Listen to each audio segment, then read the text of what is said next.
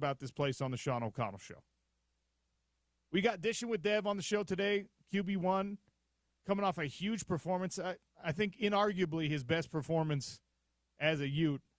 Over 100 yards rushing, solid passing day as well, and, of course, 3 touchdowns.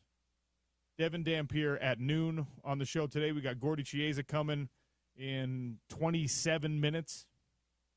We'll hear from Eric Weddle. Some big news in the Weddle family, James. You're going to be a little bit starstruck, James Peterson behind the glass, not by Eric Weddle because you're used to talking to him, but guess who just got an Ohio State offer? Oh! Your beloved Buckeyes. The bigger Weddle? The Weddle with the bigger name now? The taller Weddle. Not just physically bigger. If he's got an Ohio State offer, it may be a bigger deal. Gage Weddle has an Don't tell Eric I said that. An Ohio State. No, he's listening right now. You just told him. You just told him you said that. Dub, I'm just joking. All respect. It's wild, actually. It's insane to think, right? You're a guy. Let's just think about this, ladies and gentlemen. Let's just talk about the American dream, the sports dad dream that is manifesting itself many times over for guys that I played with, guys that I know, all right?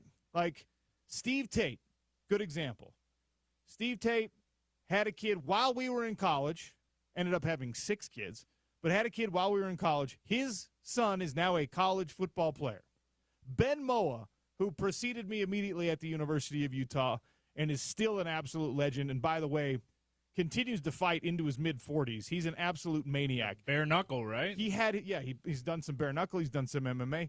He had his time, his little cup of coffee in the NFL, right? He's like not only this great story of redemption and reform because we almost lost Ben Moe to gang violence at one point. He ended up living the dream, being a college football player, having some time in the NFL, and now has 3 sons that are Division I college football athletes, right? And you've got one of arguably the most beloved son of Utah football in the modern era, Eric Weddle, whose only son is now getting offers from the Ohio State University, right now the gold standard in college football recruitment. Preach. NIL, player development, NFL development. National championships. And here's the thing. Last year, anyway.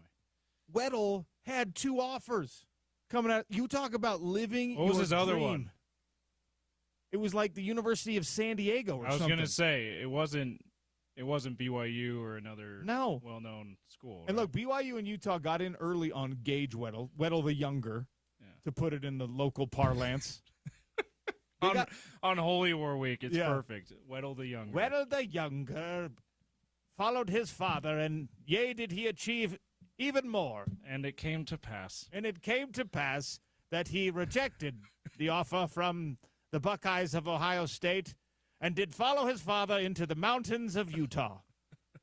40 miles north of this other school that wanted him. Here's the thing. We talk about who you are as a player, who you are as a coach.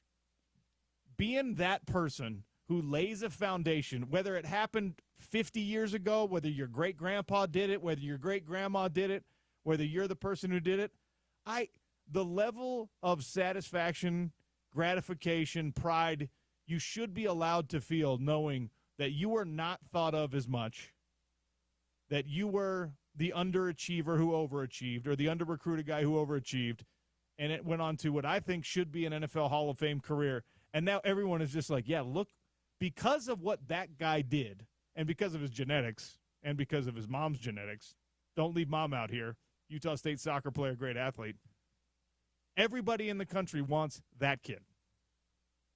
That is the life dream that we should all be chasing.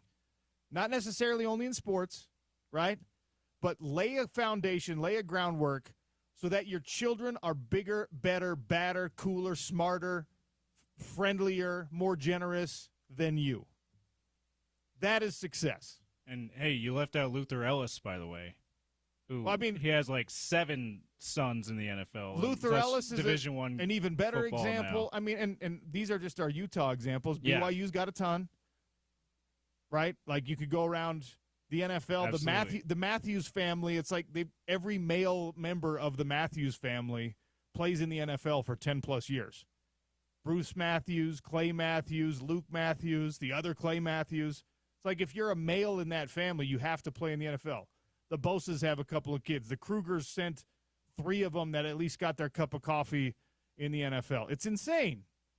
And course, by the way, of course, the Bartons recently. And the Bartons, it's not just the men, right? There's plenty of these families. Danny's playing pro volleyball right now here in Salt Lake. Lewis Powell's got this gaggle of little boys that are going to be absolute monsters. But his oldest, his daughter, is an athlete at the University of Utah right now. How about another one from Major League Baseball who's killing it right now, Vlad Jr.? Vlad Jr. is a good example. Vladdy, like one of my favorite players. And not just because he did the "Duh Yankees Lose" on live television with Big Papi, which made him even more one of my favorite players. But he, like, Hall of Fame dad, no doubt about it. And he might end up having a better career than his dad. And Vladimir Guerrero was incredible. Yeah. So anyway, so many good examples of that. Anyway, like in sports right now, and it's not like. Your sons, your daughters, make them better than you, help them achieve more than you. That is the dream. Our guy, Eric Weddle. I mean, look, I hope Gage ends up coming to the University of Utah. It's lovely that you have an Ohio State offer, and you're going to get a USC offer, and you're going to get an Alabama offer, and Clemson's going to say, hey, come to this school. I still hope it's Utah, but wow, that's pretty cool. And by the way, here in studio right now, we've got another one of these situations developing. Mike Wright. You guys remember Mike Wright? Mike Wright, linebacker, University of Utah. Mike Wright was Mikey. Turn on Mike's microphone. Turn on Mike's mic. Mic check. Okay, and you can find him on YouTube if you're not watching. So, Mike, correct me if I'm wrong. Right? I think I know your path. Bountiful High School to Southern Utah University. Transferred up to the University of Utah with Gary Anderson, is that correct? Or shortly after Gary returned from being the very brief stint as head coach at Southern Utah University, came back to be the defensive coordinator for the Utes. And you and Christian Cox, I don't know if there was anyone else, you followed. Is that right? Yeah, Braden Godfrey was a part of that. Braden Godfrey, true. Oh, yeah. My bad, Braden. Didn't mean to leave you out. Yeah, he's listening and he's upset. Yeah.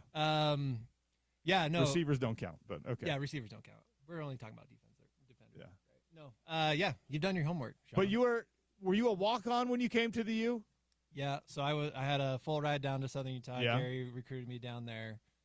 And then went on a mission when I came back. Southern Utah had won 2 games in my time gone, and then reached out to Aaron Roderick, who recruited me down to Southern Utah. And he offered me a preferred walk-on situation up at the U. Was a walk-on for 2 years, earned a scholarship after 2 years, and became a starter and all that good stuff. Yeah. Walk-on to – Mike lived the dream that I was not capable of living as a college athlete. Walk-on not only to scholarship athlete, because that's a big jump, but walk-on to scholarship to starter. And not only starter, but starter at a really important position on a really good team. On arguably the best Utah football team ever. Some might say. Yeah, I don't say that, No. but some might say that. Some might say it. Yeah. I mean, you lived that dream, and now you've got a son sitting here, and Jace Wright is here to do a little job shadow today, and he's already better looking than you. He's got a leg up. I've seen some highlights. He's got a healthy head of hair, which is a big plus for him. I've seen some of his Little League highlights. You were definitely not that good in Little League. No, I was not. So, I mean, I'm sitting here pontificating, but like that's the point. You already laid this foundation. You know what it takes to have this kind of success. And if it's not football, we're making that joke. It doesn't have to be football, I know, for your kids. Yeah. But like, you went through that hard work. You did that whole thing. Now you know what it takes, and you can hopefully pass those lessons on to the next generation. And, he's tall. Got to put some weight on, right? Yeah. Yeah, it's like you said, like you just want to you want to like set the foundation for your kids to come and do something that you weren't able to accomplish, that kind of thing. So like like you said, I remember Bo Tate, Steve Tate's kid. Now watching him play at Stanford is awesome, and watch Gage grow up. It's just like it's awesome. It's crazy. I didn't even realize he was that age. Like it's just crazy that time has passed by that quick. And but yeah, I mean, Weddle, and just that scripture, by the way, was fantastic. I need to figure out where that was in the book. You'll notice I didn't cite it. Okay. It's deep in the apocryphal text that is not actually considered doctrine. That was fantastic scripture. I'm gonna have to read it later, but that was like we're definitely living the dream. Like we had some great memories growing up. What felt like growing up, being in college here, playing football at the University of Utah, and to kind of see a second generation come in and just have their opportunity to go out and do the same thing that we did. What didn't seem like too long ago, but if you think about it, it was a long time ago. It's so strange to see your friends, and I mean, look, I've got young kids. I also, most of the people that I graduated high school with, that I graduated college with, they've got kids that are now making decisions on where they're going to go to college, right? So I was a late bloomer when it came to the having kids thing. And I'm happy to have Jason here doing Job Shadow, but the reason I wanted you to come in is because it's Holy War Week, right? And as we talk about all of this, like passing on of a sports legacy, I know there's no BYU blue in that home. You, a Ute, dyed in the wool. Your wife, talk about a classic fairy tale tale. Cheerleader, marries the football player, goes on, has 4 beautiful children. I mean, give me a break. We're living the dream. We're that classic love story, that campus love story, the football player. She would tell you that she would never date a football player. And I just feel like every time she says that, it's just like, it just makes my game that much more apparent. Like you're just building me up. You're like trying to tear me down, but you're just building me up by saying those things. So. If you have made a decision in your mind that I will choose anything except for this, and then you somehow winnowed your way in there, smooth. Am I right? Yeah. Right. It's impressive. Thank you. Yeah, no, yeah, it's a big week. I mean, it's all red in our house. Nothing blues accepted. I will say that, like, we already talked about Aaron Roderick a little bit, like my journey, like having Kalani, Aaron, Jay Hill, Gary Anderson, they're all helping out down there. Like these are all people that were, huge in giving me an opportunity to play college football. So it's hard for me to root too hard against those guys. Sure. But for sure we're red in our right. house, no doubt. I think there's a lot of people in the fan base, and certainly that went through that program on some level, that you have to feel that way, where you're just like, I say it all the time. I love Kalani Sitake. He is, if you're debating what coach to send your kid to play college football for, Kalani is like right there at the top of the list. You just need him to be at a different school. You know what I mean? Love Gary, love A-Rod, love Jay Hill. Just this is the week you want them to not be as good. Yeah, absolutely. Yeah, like when Bronco was there, man, when it was, a dumpster fire, something happened to the Cougs, like that was just like, we're celebrating, we're having a good time. And so, yeah, like with these guys, it's, yeah, for sure. Like, even still, I kind of root against them a little bit. It's just like I get a little satisfaction out of it, out of a loss every once in a while. But no, like yeah, you're right. Like Kalani, A-Rod, all these guys, like I said, like, these guys are like family to me. Like I haven't seen them for a while. I caught up with them for a while, but like to see their success is something that gets me fired up. But for sure don't want to see it this week. All right, so let's talk about the modern era of college football. You and I used to do pre and post game shows together right here on ESPN 700, right?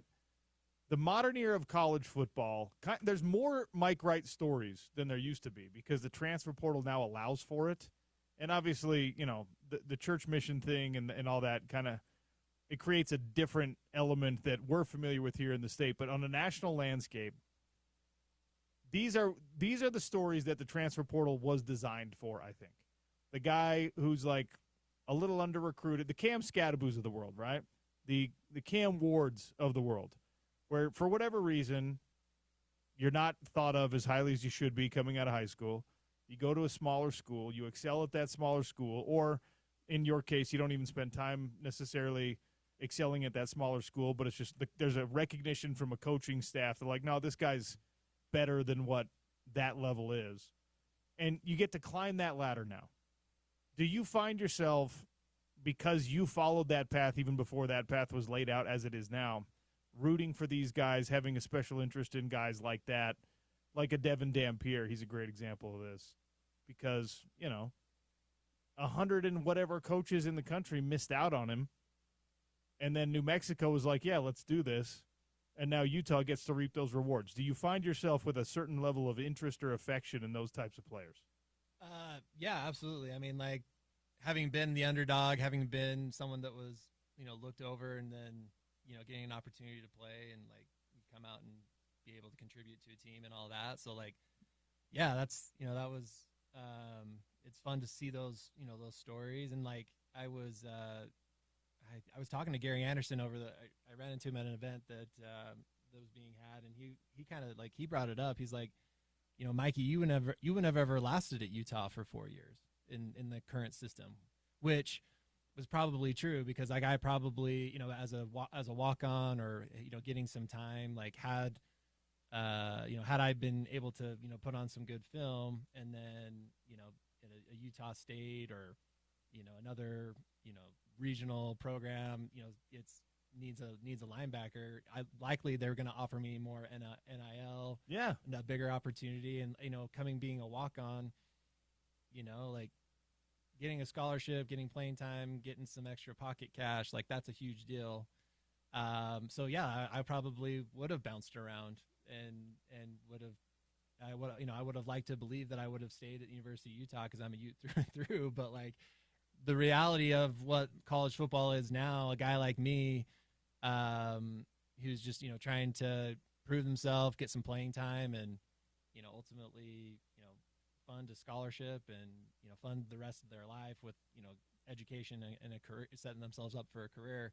Yeah, like a guy like me probably bounces around a little bit, but like to your point or your question, like, yeah, I love to see these guys that maybe are overlooked get an opportunity to come out and play and contribute at a high level. Mike Wright is our guest. He's sitting in here. His son, Jace, is also here doing a little job shadow assignment, which, by the way, shout out to whatever school is assigning this, because, like, is it even fall break right now, or is this a school day? It's a school day today. The other some districts I think are on fall break. Yeah. Our Jordan School District is not at this time, but I think that's next week. All right. Yeah. Like my first grader's on fall break right now, but we walked in this morning and one of his classmates is also in here doing some job shadowing with somebody else, and I was like, this is a cool school. We never got to do that. Like, just go out into the world and get some real life stuff. All right, I like it. Do you know, Mikey, your Utah stat line? Do you know what the numbers say about you as a player in the 06 through 09 seasons? I mean, I thought I did, but you might tell me something differently. I don't know. Well, okay, so your 06 freshman year, how many games did you play in?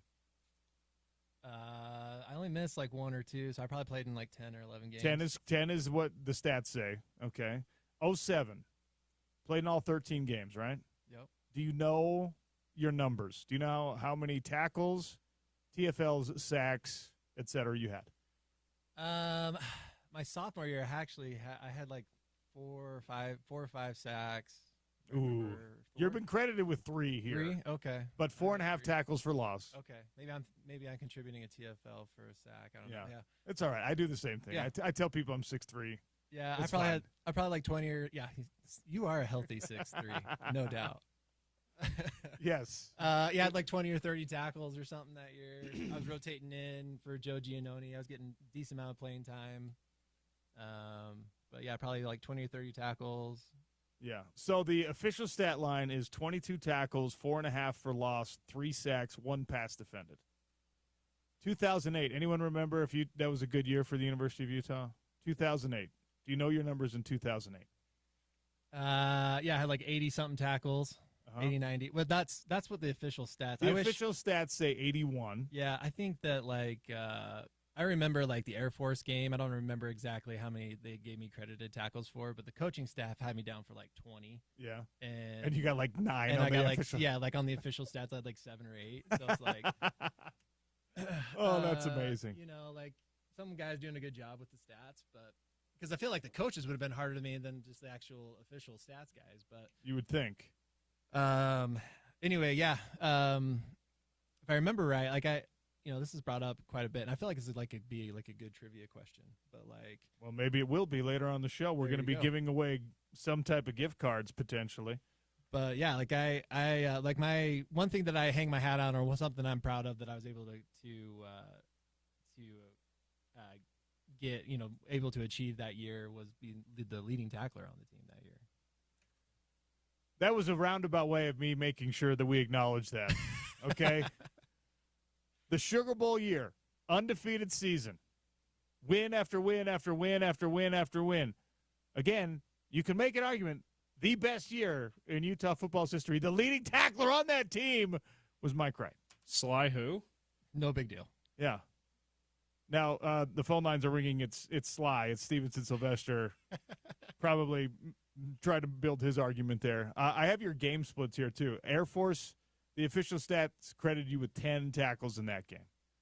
And then Oregon State official stats gave you 15 against Oregon State. And 2 passes defended and a TFL. Oregon State was your best game that year. Yeah. Yeah, I think I got the Mountain West Player of the Week, Defensive Player of the Week that week. That was a big game. That was a fun game. Came down to the wire. Fans rushed the field. It's great. Let's talk about the most important game of the year, because it's the most important game of the year every year. BYU. Final regular season game, obviously. You guys have the conference championship knotted up at that point. Most of the time, BYU-Utah is a close game, regardless of records. The rivalry cliche, throw the records out. 48-24. What was Mike Wright's stat line in that game? I don't know. I probably had like 7 or 8 tackles that game. 9 is the official. Yeah, 9 total tackles, 6 solo, 3 assisted. Okay. No PBU. No, I didn't. Yeah. 1 TFL. No PBU.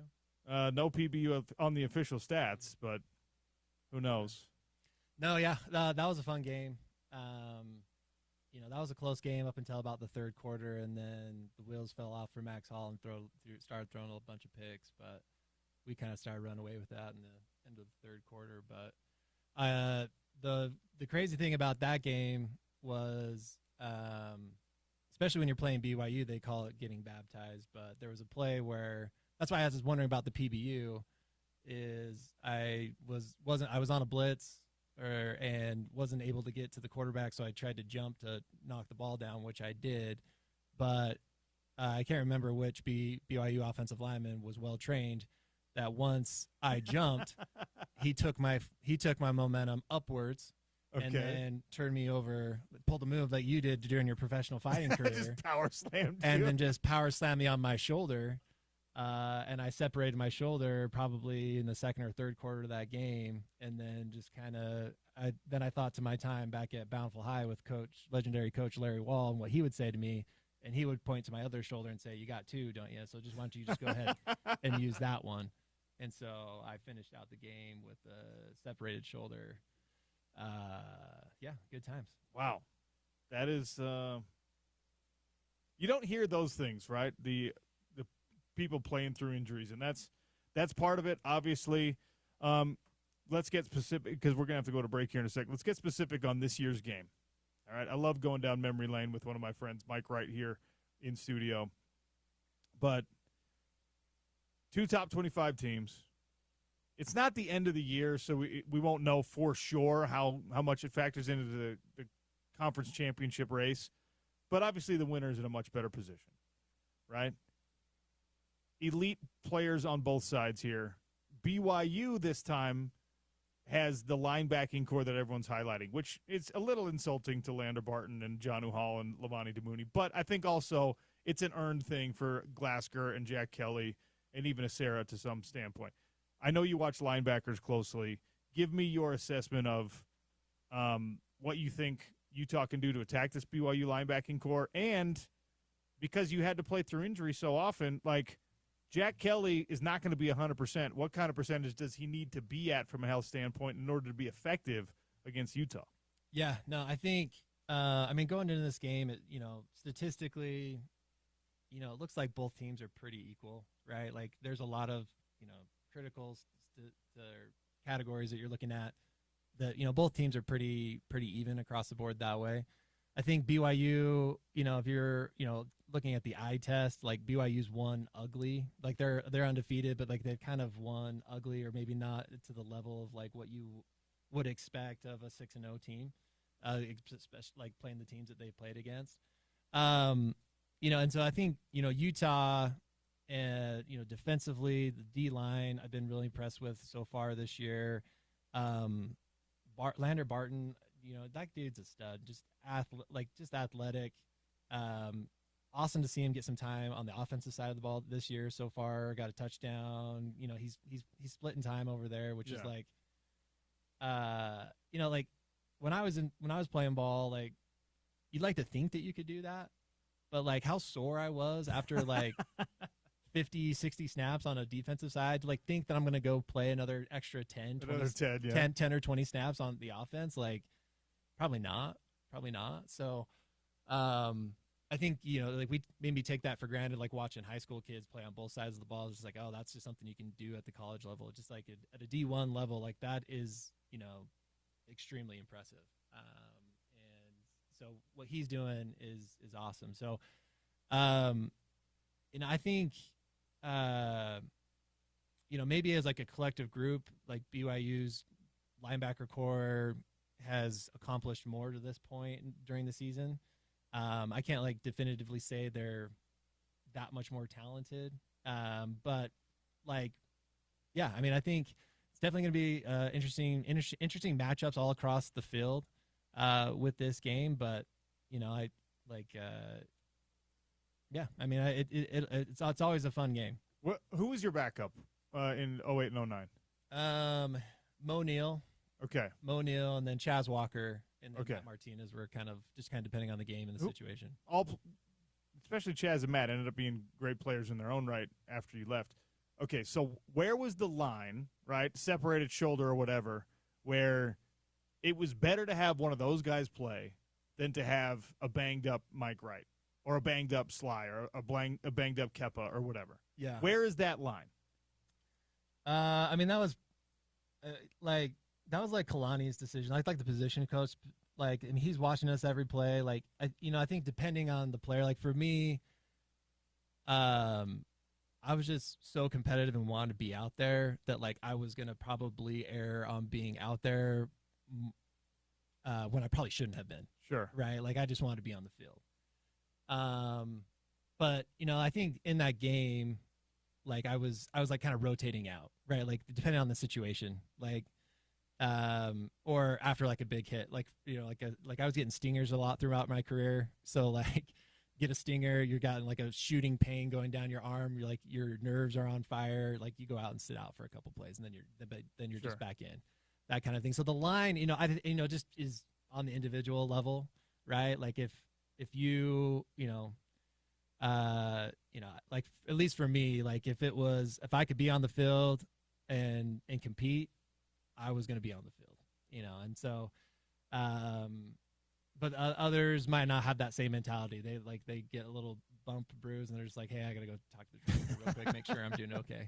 It feels like those guys don't last very long in as starters in a Utah football program. Yeah. And now that defensively BYU football is a Utah football program because it's all Utah coaches. I mean, Jack Kelly almost played last week. He's going to play this week. I'm very curious if it's 80% Jack Kelly or if it's 92% Jack Kelly, because I think there's a big gap between what those two things can do. Yeah. Depending on like what like the ailment is, like your guy, they just have like those intangibles that are going to make the difference in a football game, right? Like whether it be, how they read, the run pass, where they fit into the run fits better, more consistently. They're a starter for a reason. And so, from a coaching standpoint or like a player standpoint, those like there is a, depending on the talent and the depth that you have at a particular position, like, you might be able to get away with it. But for the most part, at least, on our team and when I was playing, like, there was a reason why there was a guy that was a starter. He was getting more reps during the week. They're just more prepared for that moment in a big game. And so, if you have a guy that's 80%, 90%, you're going to want him out there over, maybe a fresh guy, a fresh backup. But even the backups, like, they're not, like, at this point in the season, you're halfway through the season, like, nobody's 100%. Yeah, that's true for both of these teams. Before we go to a break, real quick, give me your score prediction for Utah BYU. I'm going to go 27-21 Utes. Put Mike Wright in the Baskin-Robbins ice cream cake contest. You text in your score prediction at 877-353-0700. Text the winner, text the score. Closest gets a Baskin-Robbins ice cream cake. Also, if you go in to any of the northern Utah locations for Baskin-Robbins and you tell them who you think is going to win the game, it's buy one scoop, get one free. So take the whole family in, Mike. We love a good is it 31 flavors still at Baskin-Robbins? It's probably more than 31 now. They probably got like 100. They're getting innovative over there now. So that's a family of 6. You can buy 6 scoops, get 6 free. We need a lot of scoops of ice cream in the Wright household. All right, we got to take a quick one here on the Sean O'Connell Show. Gordy Chiesa joins us next on ESPN 700, 92.1 FM.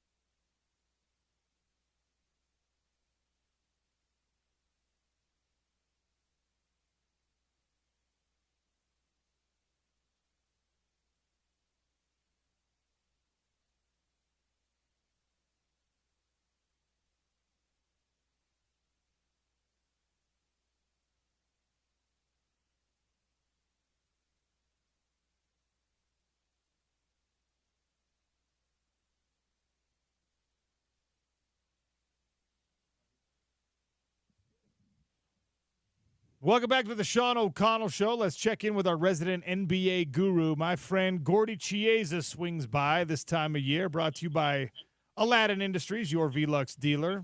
Gordy, welcome. How are you, sir? Sean, I'm doing fine. Thank you. And, this weekend, it's interesting. This is going to be the cut-down weekend.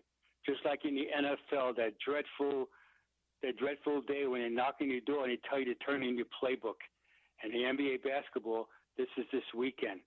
And I wanted just to, Sean, just quickly talk about why some guys make it and why some guys don't. If the talent is almost equal. Okay, I'm talking about guys that have a guaranteed contracts, but they're on the edge of getting a guaranteed contract by January 10th of 2026 or being cut this weekend.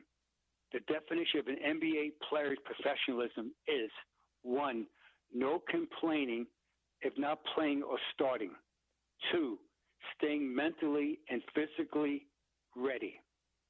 3, sideline cheering for your teammates.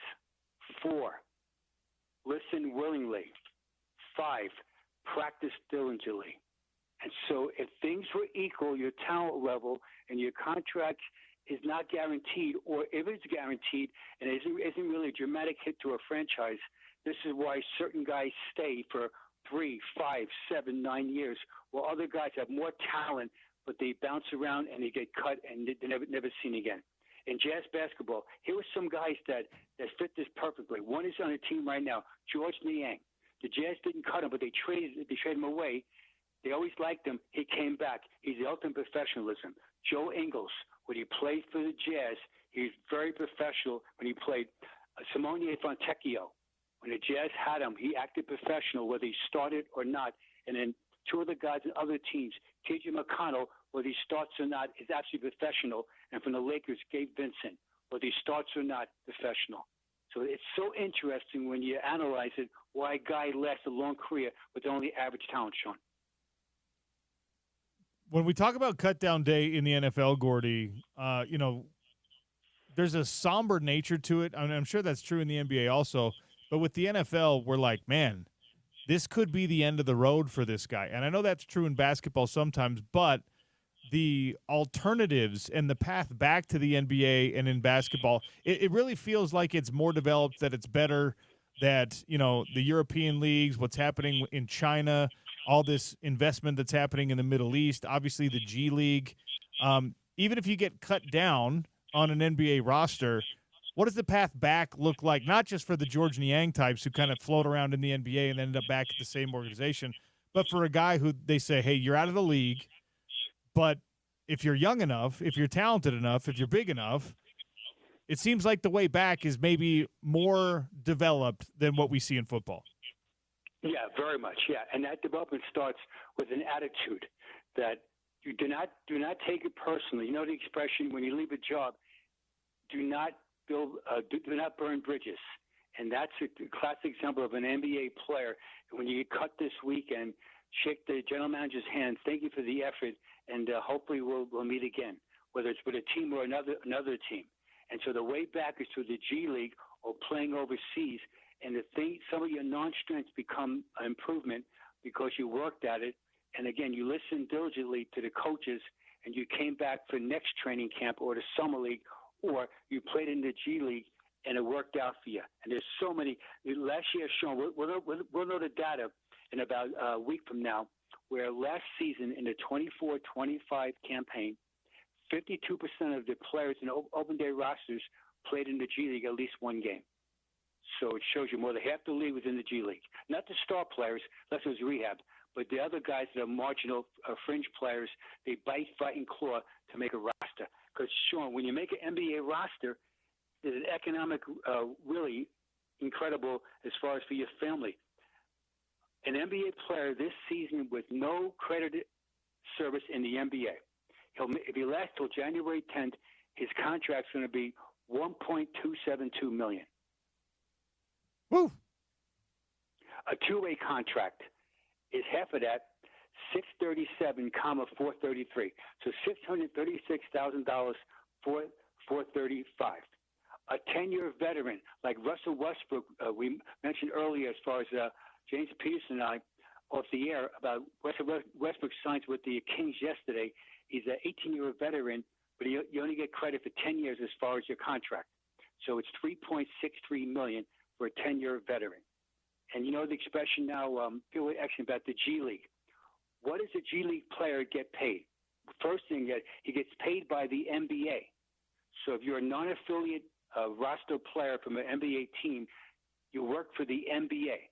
So they pay your salary of $45,000 plus a $5,000 bonus, wow. And they pay for 6 months of reasonable housing, and they pay for your health care benefits. That's the NBA. That's if you're not with an affiliate. You know, you got cut by an NBA team, Sean. You went overseas. You fight and claw. You're 26 years old. You come back to the G League, and you sign a contract with the league. Last point about this. Exhibit 10 contracts. You see them all the time now. A lot of Jazz players who get cut this weekend, they signed a contract in training camp for Exhibit 10. That's paid by the NBA team, so the Jazz, and their contract will be, when they play in the G League, will be $85,000 in the G League. And if you stay, that's only if you stay for 60 days with the team. So, for example, I signed an Exhibit 10 contract. I go play for the Stars in the middle of January. My agent says to me, there's a great opening in Spain. You should go to Spain, get more money there. Then you wouldn't get your total salary. You have to have a buyout of no more than $30,000 of your contract to pay back to the team to allow you to go overseas again. So it's a business, truly. So I didn't realize the gap between a G League contract and even an NBA two-way contract, like the bare minimum. I didn't realize it was that huge of a gap. So, absolutely, Sean. And just think about it. Hey, I'm betting the guy next to me in the locker. What are you talking about? You're dissing me. I'm betting this guy. He's my man. He's my teammate, but I'm better. And that's what makes it so interesting, Sean, because you're an athlete, is that the dynamics in the locker room, unless you go through it every day, whether you're a player or a coach, is that it's way beyond what most fans think about. The guy next to you in the locker room is getting paid X amount of money, and you are absolutely better than him because of circumstances and maybe because of injury or who your agent is. So a lot of times there's gamemanship where the agent might say to a team, hey, if things were equal, could you keep my guy, meaning my client, because next summer we have a whole bunch of clients that I represent will be out there in free agency, and we'll give you every benefit of trying to sign them. Gordy, this is going to feel a little off topic, but we were talking about it with a baseball story yesterday, and I know I've heard this in NBA circles as well, but did you ever have a haunting in one of the NBA hotels? Were any of your guys or any of your coaches ever like, hey, I don't want to stay in that hotel because it's too creepy? Yeah, absolutely. Oklahoma City Thunder. There's a haunted hotel. Look it up. OKC, Oklahoma City, where teams stay, NBA teams, it's haunted. Yes. Did you ever see an apparition or hear a noise or like lose a sock to some sock ghost? Oh, I love it. I love your conspiracy theories, you and James Peterson. I love it. Okay, no, the answer is I have not. But it doesn't mean that doesn't happen. Yeah, we were talking about this yesterday with the Milwaukee hotel, the Pfister Hotel in Milwaukee. Teoscar Hernandez of the Dodgers. Yeah, NBA teams stay there too. Teoscar Hernandez says, I'm not staying there because there's a ghost there. Oh, I can see that. Again, most athletes, especially successful, they have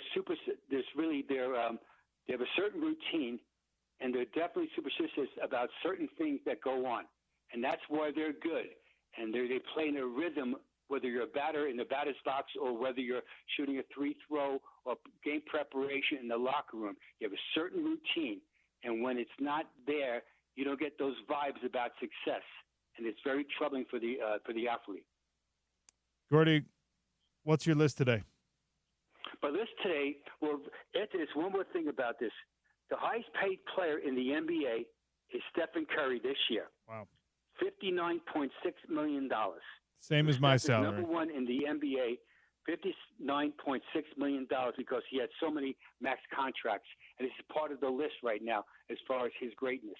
The list today is the NBA leaders in total made three-point shots only in the regular season. So Korea made three-point shots all on regular season games. Quickly, this is the 47th year of the NBA three-point shot. It started in 1979-80. The metric of the shot, the short corner three is 22 feet. At the arc line is 23 feet 9 inches. And the old iconic red, white, and blue ABA ball, the radius was 25 feet across. Here we go. Top 10 all-time made three-point shooters. Number 10, Vince Carter. Nickname was half man, half amazing, or Vincenity. He made 2,290 threes. Number 9, Paul George. He's made 2,349. Number 8, former Jazz player, played with the Jazz for 4 seasons, Kyle Korver, made 2,450 triples.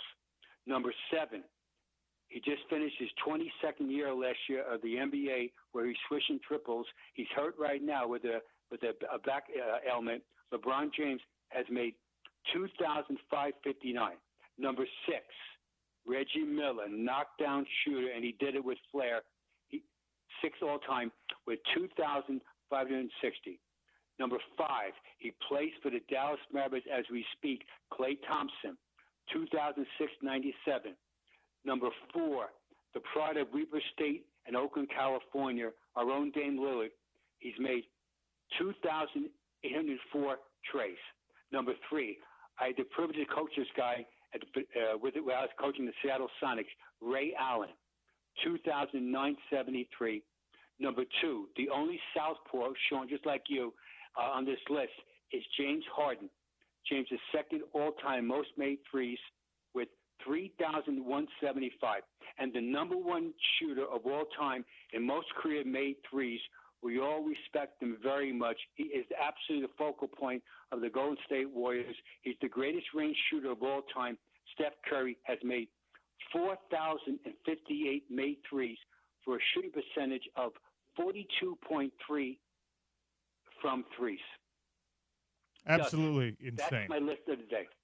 Gordy, you're the man. Love the list. Steph Curry's changed the game forever. It's crazy what he's been able to do. I guess you got to pay him $59 million a year when he's done that. I'll talk. And, Sean, Victor Wembanyama will be the first player ever to make $100 million in an NBA season. That's going to be wild when we get to that point. Yes. All right, Gordy, thanks for your time. Appreciate you, sir. Thanks, Sean. Peace out. Stay well. Gordy Chiesa brought to you by our friends over at Aladdin Industries, your Velux dealer. Hot Lunch is next on the Sean O'Connell Show, ESPN 700, 92.1 FM.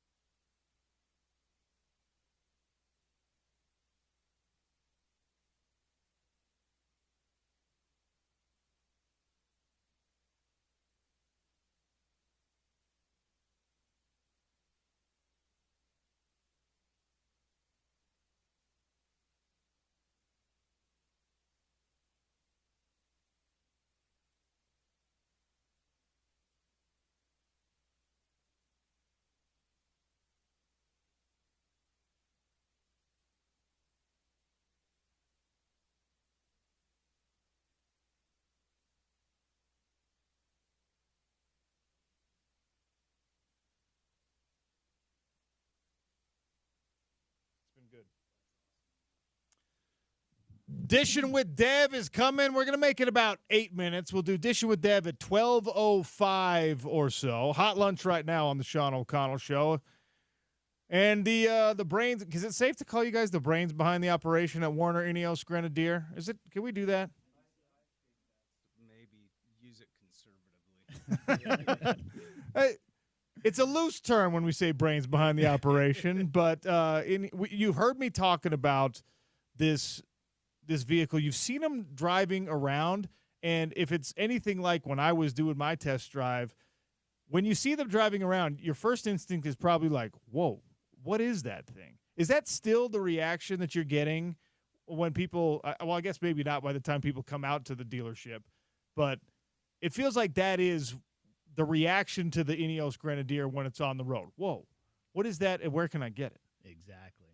Trying to figure out what the vehicle is and what it's kind of a mix between the Defender and the G-Wagon, so half the time they think it's a G-Wagon or a Defender, but that's a perfect way to describe it, honestly. It's the brainchild of them both. So we have a lot of people that are coming out now that exactly like you have seen them out and about, and they're just curious. And the more that get out there, the more momentum and kind of snowball effect goes on. So it's cool. Well, when you say, it's kind of a Defender G-Wagon category, there's a lot of people who are just like, oh, well, that's beyond my price range. But that is probably not the case, because these Grenadiers are a lot more affordable, or they can be. I mean, you can make it as expensive as you want with all the accessory packages and stuff, but it's all about the utility of the vehicle. You're not paying for all these luxury finishes and things like that. So it puts it into a price category that's, I think, a lot more attainable for most of us working here in Salt Lake. It is, yeah. We've got some great incentives as well now. 3.9% on the 2025s. We've got $10,000 off the remaining 2024s. Costco rebate $2,000 right now. So I think a lot of the people that were thinking about it are kind of, taking the leap now. So it's good, man. It's a lot of fun to see them gain traction and get more out on the road. And the price point starts off, you're typically mid-70s to high 90s, so it's really obtainable when you're comparing it to the other brands similar to the Land Cruiser or anything like that. It's right there in that same price point. So, yeah, we get a lot of traction comparisons between those. This Quartermaster, the new, that's the one I got to come out and test drive. You should come out. Yeah, that's kind of the crew cab pickup answer to, that's their new model for 25. So, and they're getting out there too. They're awesome trucks. They do have 0% financing on those at 60 months as well, so it's really obtainable. 5544 West, 2400 South in West Valley. The phone number is 801-630-2450. You guys were kind enough to give me like a day plus of a test drive on one of these things. And, there's a lot of people that when you're looking at a vehicle like this, you want to know how it operates on the freeway. Yeah, you want to know how it's going to do in the carpool pickup line. But if you're looking for one of these bad boys, you probably want to know how it does in a little bit of mud and snow and out in the dirt. Is there a way we can arrange that for people who want to test drive it on that level? Yeah, absolutely. We actually have a little courses somewhat close to the dealership where we can get them out in the dirt, and right now it's more mud than dirt. Nice. A few ponds to go through. But, yeah, I think that's where it really shines. You can actually appreciate it because the quietness of off-roading in the vehicle, too, you can really enjoy your time. So I do recommend hitting the trails with it. And when you spend some time in it, it's kind of like you have to get out and actually feel it because it doesn't drive like any other cars out there. It's more minimalistic and kind of grassroots, not a ton of tech, galvanized steel body on frame. So it's like an old Bronco or Land Cruiser, The reason, maybe one of the reasons I love it so much is, my favorite thing to do in the world is go on safari in Africa. It's like if I'm gonna spend money on a vacation, that's what I'm doing, and it feels like one of those vehicles. It feels like you're in one of these things, driving around here in Salt Lake and Sandy and West Valley and wherever, and you're like, this would be fine for me to take out into the wilderness, into the savannah, be camping out of this thing for like a week. It gives you that vibe. It gives you that feel. sure. And the confidence to get home, too. For sure. It fills a niche that hasn't really been filled, you know. It's a minimalistic truck that, you know, it's got a lot of personality. It's not so, it seems like everything's becoming generic now, and it's just, you know, the attention that it garners when you're out cruising around, and it's a blast to drive. I love mine more every day. And wildly customizable. You can, with the sure. accessories packages, and I mean, just the base models. You've got the tracks on the side. You can bolt anything in, the water cans, the roof racks. You got it all. I like to explain it as a luxury tractor that's a Lego set. You can modify it however you want, but I have not seen two build out the same way yet. So that's fun. You customize it to what you want. People kind of take it in stages, and, you know, it's rock sliders, roof rack, push bar, and it's fun to see everybody's customizing. And all the interior gadgets you can add too. It's pretty wild. And this Built-in weekend at our test drive event tomorrow and Saturday, we've got $2,000 in incentives, free accessory credit on Ineos brand accessories too. So that's a bonus for this weekend too. So along with the taco truck coming out. Taco truck will be there. That's a good one too. Always a good reason to at least get out there and check it out. 5544 West, 2400 South, 801-630-2450. If you've seen these Grenadiers on the road, if you've heard me talking about it, and you're like, all right, well, I don't know, is this for me? Test drive event this weekend is a perfect time to go out, and I promise you're going to get in this thing, and you're going to drive it around, and you know what, just bring your wife with you so you don't have to go back home and make the case as to why you want to buy this thing. Just bring her out, make her fall in love with it too. These are phenomenal vehicles. And you know what? I've been pushing my own family, myself. We live in one of the most beautiful places on earth. And yeah, you got to drive sometimes to get out into it, but it's an hour it's hour east. You're in a wonderful mountain setting, right? You go an hour west, you could be out in sparse desert out on the salt flats. You need a vehicle that can take you to all those places, and the Ineos Grenadier and the Ineos Grenadier Quartermaster, these are the vehicles that can do it. Go test drive it this weekend at the Warner Ineos Grenadier dealership, 5544 West, 2400 South. You're throwing out a lot of numbers on those rebates, so let's just recap how many are available right now, because I'm bad at math, especially on air, but that's adding up to like over $10,000 potentially on some of these models. On the 2024s, we've got a handful of those. That's $10,000 right off the top. The 2025s have a $2,000 Costco rebate right now with 3.9% financing. And I mean, yeah, that's kind of pushing a lot of people over the edge to get into them. Not so long ago, right, when you wanted to go car shopping, you'd go to a dealership and you'd be like, all right, I want this one. And they'd be like, can't have it. This is our test drive model. It's 6 months out before you can actually get this vehicle. What kind of selection we got out there? I mean, can I go test drive the vehicle and actually drive off the lot in that vehicle? Absolutely. 100%. Yeah. And we got a few different color combinations where we got the Magic Mushroom, Scottish White, a few Donny Gray, some black. We've had a couple of transport carriers drop off 2 loads out there. So, yeah, we've got a great selection. What time you open this weekend for the test drive event? It'll be 10 a.m. 10 a.m. all the way to Saturday, tomorrow, 9. We're open 9 to 6. Perfect. Get out there. It's easy to get to. It's not as far as you think it is. It's right off the freeway out there in West Valley. Go check them out at the Warner Ineos Grenadier dealership.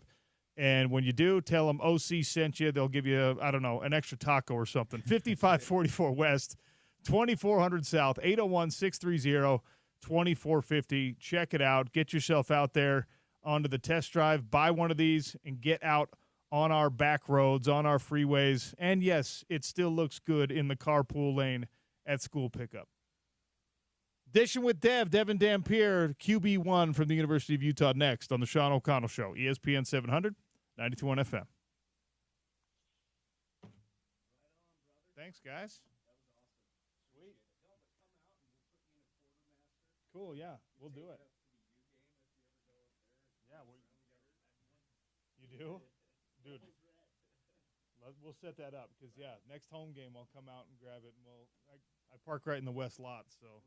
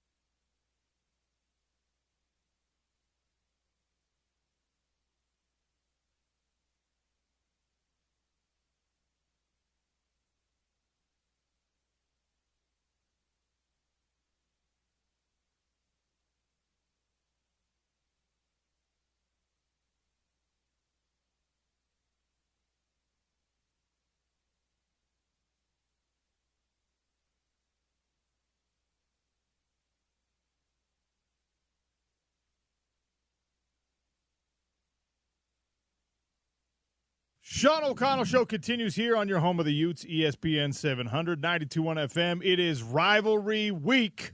Holy War happening on Saturday night at Lavelle Edwards Stadium. We'll have coverage starting 4 hours before kickoff right here with Porter and Trevor and company. And then, of course, Bill Riley, Scott Mitchell, Stevenson Sylvester on the official Utah game broadcast. Time now for our weekly visit with QB number 1, Devin Dampier, Dishing with Dev, brought to you by Culligan Water of Salt Lake City. Experience the Culligan difference. America First Credit Union, Polylift, Concrete Lifting and Piering, and ARUP Blood Services. Give local, save local. Dishing with Dev, rivalry edition. Dev, what's up? Wasn't that much. We're getting ready for the week. How much do you hate the BYU Cougars right now? No, I'm just kidding. I was like, I'm playing. The tits. I'm not going to put you in a position to say some bulletin board material. But look, it is rivalry week. Does it feel any different in practice? I know every coach, every coaching staff is like, no, we're just going to try to keep things the same. But also it's not the same. It is a rivalry game.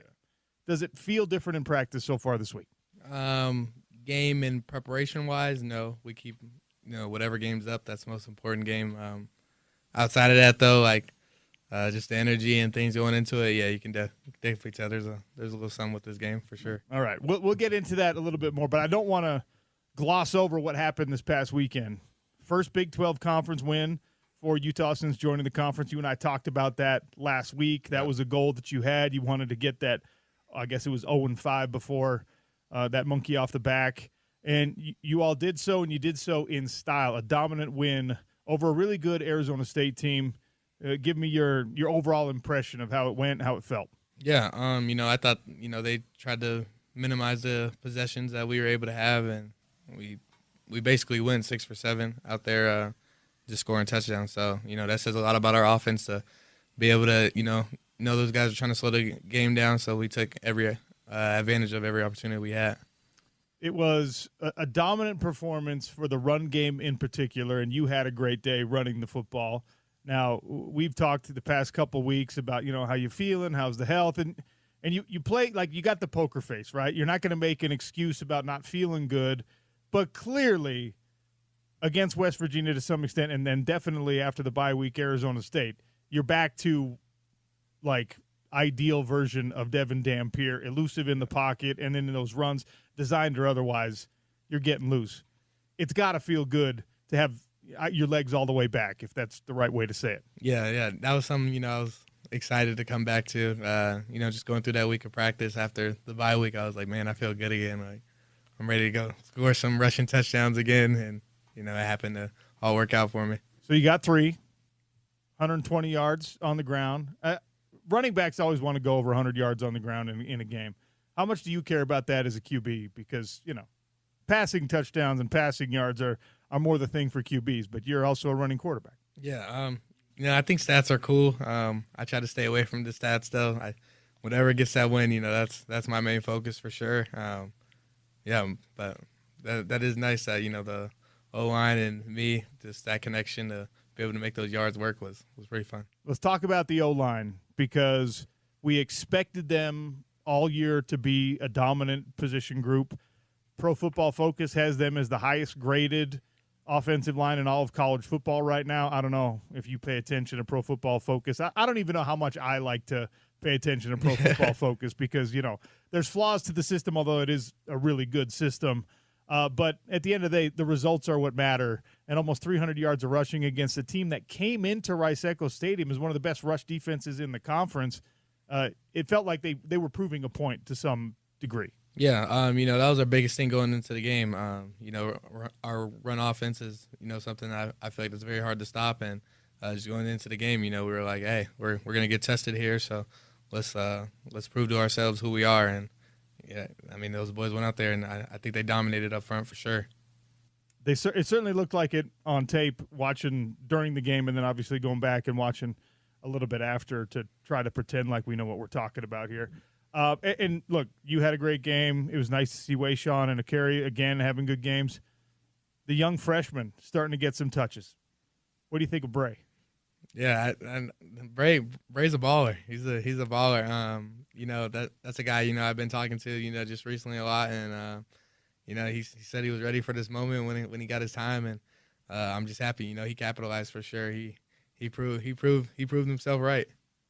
I mean, I don't know if you can take me back to the first time you weren't at Utah when this was happening, but everyone gets that first opportunity where the coaching staff puts enough trust in you to put the ball in your hands a few times in a game, right? Not just, somebody lost their helmet and has to come out. Like, we have put you in the game plan. We think you can be a weapon for us. And there's an immense amount of pressure on that moment when you're a young player. Because if you make good, you'll probably be part of the plans moving forward. If you don't do well or you fumble or something like that, it could be another year before you get that chance. So do you remember what that opportunity was like for you the first time you got it in college football? I mean, yeah, mine happened to come, I would say, during camp, to be honest. Okay. When Coach Beck came in, this was my first year trying to go ahead and start, be a starting quarterback. So, the things matter kind of right off the bat, how you go to individual drills. For sure. Passing just on air, just everything kind of matters. They're dissecting everything you do. I mean, your footwork, the way you talk to people, probably every little thing as a quarterback. Yeah, right. So, when that new staff comes in, everything kind of matters. So, that's where I kind of felt that first moment. But yeah, I mean, got to be ready for those moments. That's what you live for. Is your arm okay? Because they only had you throw the ball 12 times in this. I think that was a game plan thing, but I was joking with Scott Mitchell about it. I'm like, he was a pass first, pass everything quarterback. And I was like, did you ever only throw 12 passes in a game? Like, would you be mad if you only threw 12 passes a game? I'm assuming the arm's fine. I asked that question facetiously. Yeah. But you threw 12, you completed 7. Yeah, again, I'm big on whatever wins the game. I thought the run flow was, that's what was getting yards, so let's keep it up. I thought we mixed the pass game in the right way. We used it very efficiently, very effectively also. So, whatever wins that game for sure. 42-10 is a big win. It's a statement win. It puts you back in the top 25 against Arizona State, who was, of course, a ranked team at the time. The way it happens, in my opinion, is just as important as how it happens when you get to this point in the season, because we knew that this Arizona State team had one of the best statistical running back in the conference, in Malik Brown. He was held to 67 yards on the game. They had the best wide receiver statistically in the conference in Jordan Tyson. He had 8 catches but only 40 yards. When you see your defense, you see your team, you see Smith Snowden have a day like he had against the guy who's going to be a first-round draft pick. And, he's following Jordan Tyson around, and they're trying to feed him. And Smith Snowden and that defense are stopping it. You're the quarterback. How much confidence does it build for you? They're like, oh, man, they're not going to score. We're going to get a chance to do it again. We're going to march down and do this thing. Like, your defense taking away those 2 players in particular was incredibly impressive in this game, and I imagine meant a lot to the offense going back out there. Yeah, that was very exciting for me. I happened to win the game ball this game, and that was my shout out. Shout out to the defense because that's really exciting. We feed off of that just as they feed off of us. So when you got 2 talented players like you just listed for ASU, and for our defense to hold that standard and hold them to where they did, that was sick. I loved watching it.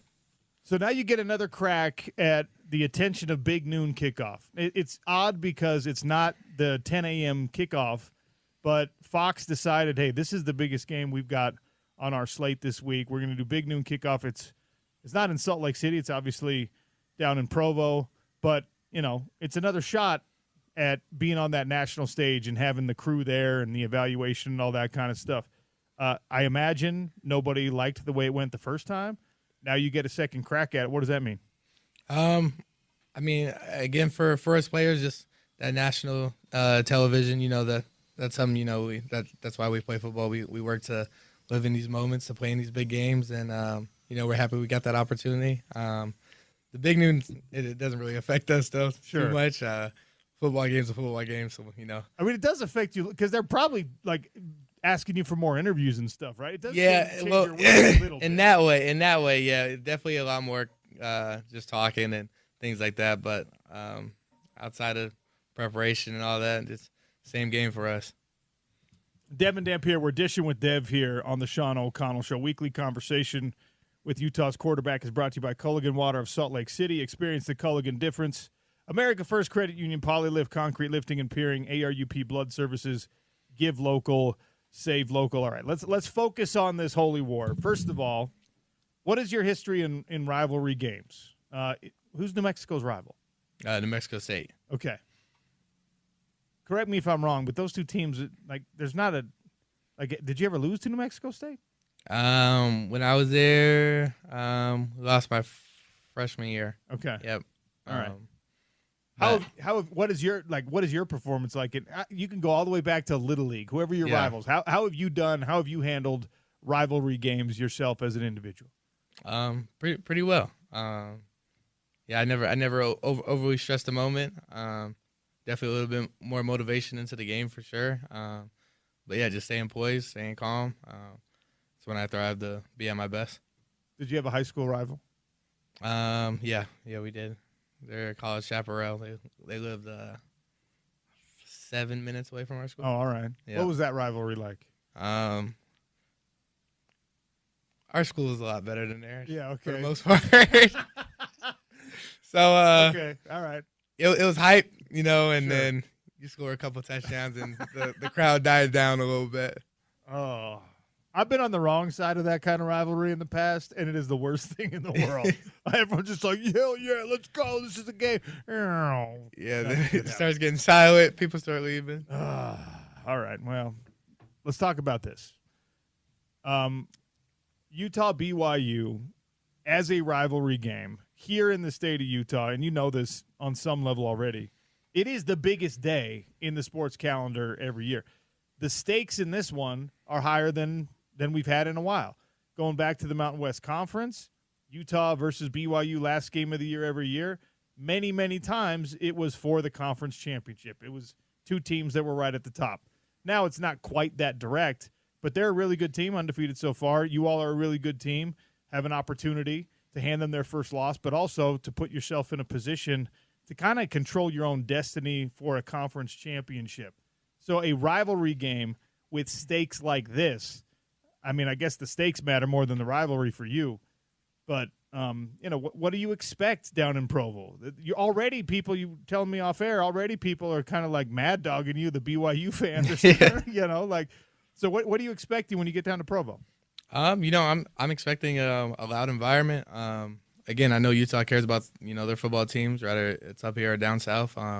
They stick really hard to their team. So I'm expecting, those guys to have a packed stadium. We go in there and, it's a rival game. Anything can happen in those games. And just, how good the state of Utah is this year with both of us being ranked already. That's pretty fun and pretty huge for this state. Yeah, by the way, anyone listening, fun fact right now, of all 50 states that have 3 Division I football teams, 3 FBS teams, Utah, BYU, and Utah State combined for the highest win percentage of any 3 schools in any state.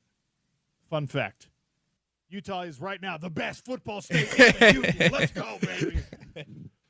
All right, so X's and O's. What is BYU good at that you've seen so far? Because we know defensively that's their strength, but specifically on that defense, where are they most dangerous? Yeah, I think they're most dangerous with their linebacker. I think they got a very good linebacker group leading the charge, and again, that's kind of the quarterback on the defense. So when you're pretty solid at that group, people tend to feed off of that. So I think they do a good job with their schemes and things like that. So it'll be a fun game to play in for sure. When you talk about that linebacker group, when you talk about schemes, Jay Hill, who's of course a longtime Utah football assistant and was a Utah football player back in the day, which is one of the weird things about this rivalry, he has a tendency in some of these games where he will assign a spy, right? He'll assign his best player, his best linebacker, to spy the opposing quarterback. I imagine that has happened to you at some point against some teams in your past. How do you handle that when you know that there's a guy on the defense whose whole job is you? Yeah, I think I've handled it pretty well. Doing that also, allows less pressure on the quarterback in the pocket, and it's also one less defender guarding people. So, there's ways around it for sure. With my belief in my talents, I believe, if it gets to that situation that, I'm supposed to make that person miss if I decide to run the ball. So, but yeah, I mean, I think they have, again, a talented group over there. So if that's what they roll with, we'll be well prepared. Do you personally know any of the guys on this BYU football team? No, I do not. Yeah, I asked that question because basically everybody else in a Utah or everyone else in this game, to some extent, has a connection to someone else on the other side. For sure. Either recruited them, coached them, played with them, whatever. It goes both ways, right? A lot of people have been they've worn red and blue on both sides of this rivalry. You, and there's plenty of guys, I guess, but no one else that plays quarterback. Like, you are insulated from that on some level. The intensity of it, the conversation, the emotion of it. Like, I know you understand it like as a player, but you don't have the deeply personal connection to it that some people do. Is that an advantage here, you think? I wouldn't say it's an advantage. I've definitely talked to a couple people, John Henry and Logan. Two people I definitely talked to, just how they feel about the game and things like that. And, they gave me an understanding of how deep this game is to them. So, I mean, that's kind of the energy, I'm able to feed off of people that's really down and know what's going on between here. I definitely, I'm aware of what's going on for sure. Has Coach Beck said anything about it? He's a pretty even-keeled guy, and obviously this is the first time he's worn red in the rivalry. Has he said anything about the significance of it on like his emotional level or his personal level? Yeah, he just let me know. Yeah, this is a big game to the state. Yeah, it's a big game. It's definitely red or blue for sure. I mean, there's only so many ways that you can process that or say that. It's like, all right, it's a rivalry game. It's huge. I get it. Now let's go out and do it. So how do you have to attack a BYU team that is, like we've talked about, really solid defensively, especially that front seven, especially those linebackers like you're talking about? I mean, look, like I said, you proved the point against Arizona State, and they're a really good rush defense. Can you do the same thing to BYU? Yeah, with my confidence in my team, I think, if we decide to run the ball, we decide to go to pass game, Coach is going to pick the best option for us, and, I think we execute at a high level on our offense. So I believe, whoever we're going against, we're going to perform at the level that I know we can. So, yeah, I mean, especially with them, again, they're a great team. So the mistakes need to, not be as much, need to sharpen up the little things, and that'll win you football games. What are those little things that you want to sharpen up still? I mean, you're halfway through a season now, 6 games in, and a lot of the goals, we talk about this every week, but a lot of the goals that you gave me before you had taken a snap, protect the football, high completion percentage. We didn't really specifically talk that much about third down, but you guys are the best third down offense in the country right now. You've got the highest completion percentage in the conference right now. Your touchdown-interception ratio is excellent. So you have done some of that fine-tuning, but what else is there to do? I mean, everything you named, I always feel like I can be better. I'm one of those guys that's I'm almost never satisfied with a game. I always look back and just always about 5-6 plays. I'm like, man, because it's a different result could have came out of that. And sure. So just being more dialed in and just making better decisions for sure. Give me an example of that from an Arizona State game where everything went pretty darn well for this offense, right? Yeah. And it's good for people to hear that you're not satisfied, right? But give me an example of the Arizona State game, what you're talking about. Like, I should have cut this way instead of that way. I should have put the ball on his front shoulder instead of his back shoulder, whatever it is. Is there a play that stands out in your mind from Arizona State? Yeah, there's about like 3. All right, give me what those are. I could have had an early pull read, just reading the end. He chooses the running back or me, and, I happened to hand the ball off. We got a yard. If I would have kept it, we probably would have got, 10, 15. So just things like that. It could have been more efficient that way. I had a pretty turnover-worthy play. Down Bentley, he definitely helped me out there, played DB for me out there to prevent that. But, yeah, just, making smarter decisions out there with that ball. And also had one when I, scrambled out the pocket. was able to get out and just missed the throw. So just things like that. You wish like, okay, let me be more dialed in when those situations come up, and always be better. It is a road game, but it's a road game where you got to drive an hour instead of getting on an airplane. What is the schedule? What is the routine for Saturday and I guess Friday? You guys bust down there and stay there on Friday night? Are you sleeping up here? How's it going to work?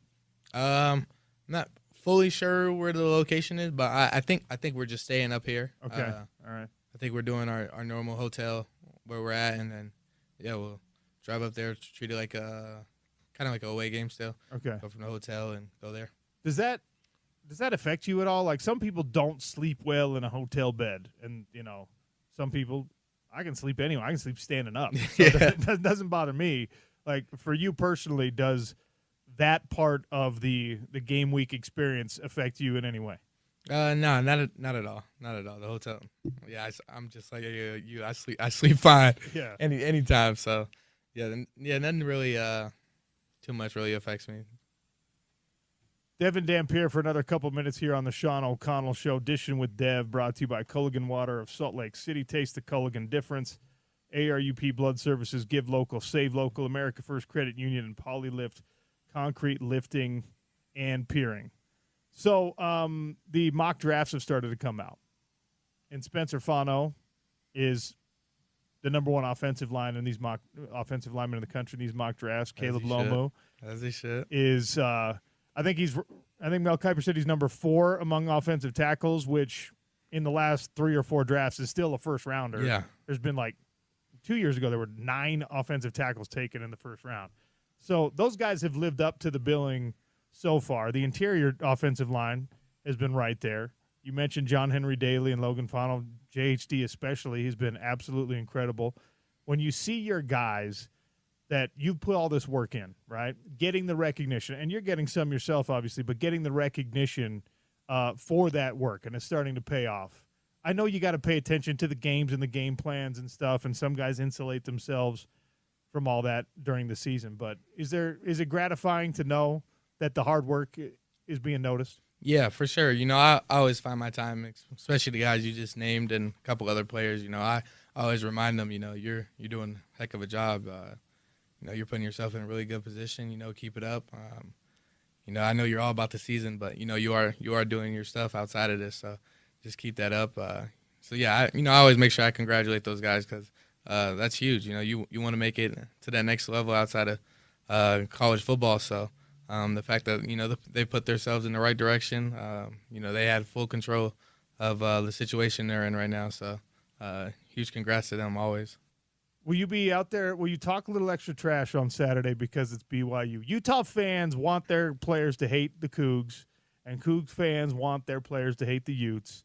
And we all want this game to be fired up and a little bit crazy. And quarterbacks especially, you can make yourself a legend in a game like this. But will you be any different against BYU than you are in every other game?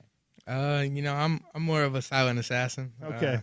I get talk trash almost every game. I tend to not say too much. I let my play do my talking. That's normally how I roll. But emotions is a thing. So we'll see what the vibes are out there. Who has talked the most trash to you so far this year? You're halfway through. Who's been the loudest player on the opposition? Tech. They had a weird way of talking trash to me. They're saying good job when things were going bad, so I definitely stung the chest a little bit. Oh, I hate that. They would tackle me and be like, "Good job, bro." I was like, "All right, bet." Oh bad. No! I said, "All right, we'll see you on the conference championship." I hate that so much because it's kind of a clever way to talk. Yeah, trash. for sure. Oh. For sure. So I like what you just said, though. We'll see it. We'll see how it goes in the conference championship. Yep. They know it. I talked to all their players. I was like, hey, I got us today. I got us. Respect. All right. So, I know there's a lot of work left to be done, but is that something you foresee, you versus Tech in a conference championship game, if everything goes right? However it plays out, it plays out. But, I got full belief in my team that, we're going to get to that stage. Big one on Saturday in Provo. I love the vibe you have around it right now. because we've seen it all up and down, right? Guys that are too amped up, guys that don't seem to appreciate or understand how much this means to the state. I feel like you're right in that Goldilocks zone where you get it, but you're not going to let it like become too big of a thing in your head. Yeah, for sure. Again, football game is a football game, but I know what this means to the state, so I'm gonna make sure the red versus blue. Have you got your first 10 scripted yet or anything? First 15 plays scripted yet? Not yet. What is it, Wednesday? Yeah. Still just finding out plays right now. Okay. Seeing what plays we really like going into this week. Making those, a lot better, more consistent. And, normally that's Thursday, Friday kind of thing. Okay. Into it. Do you script 10 or 15? How many plays are scripted right off the top for you guys? I don't know. It also depends on the game. Sure. Different teams, they switch up their defense more often. All right. Also, the vibe of the game can change just like that. You hit a big play, then it's like, oh, okay, no need for the script anymore. Sure. Let's go and let's just call plays. So it switches every once in a while. Have you this year so far, or maybe even going into this week, has there been something that you're like, we have to run this? Coach, let's put this in. And we asked Coach Beck, and he said, no, it's collaborative. Dev knows what works and what doesn't work, and so we talk about all that stuff. Has there been anything that you've seen the tape of an opposing defense and been like, Coach, I need this right off the bat, right off the top. Let's get after it. Yeah. That's what our Mondays are for. Okay. Our Mondays get to go over the opposite team's film and things like that. So, and I feel respected by my coach that he respects my opinions and what I like to run. So he definitely finds his way of putting it inside the playbook of what I like also. So all right, well, go get this win on Saturday. We'll all be down there. Everyone in the whole damn state's going to be watching for sure. So go ahead and have another one of those games like you did against Arizona State. All right. Yeah, you know it. That's Dishing with Devin Dampier, Utah's starting quarterback, getting ready for his first Holy War rivalry game against BYU. That'll be Saturday night at LaVell Edwards Stadium. You can hear it all right here on ESPN 700 and 92.1 FM.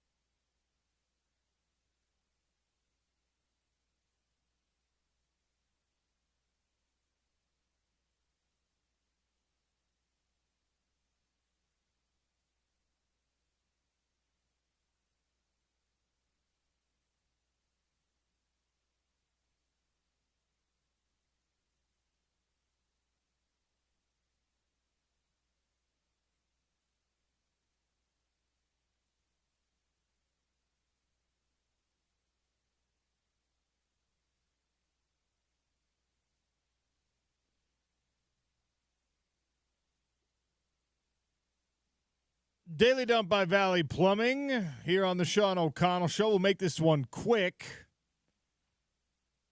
Availability reports out today. Not a new one for Utah yet.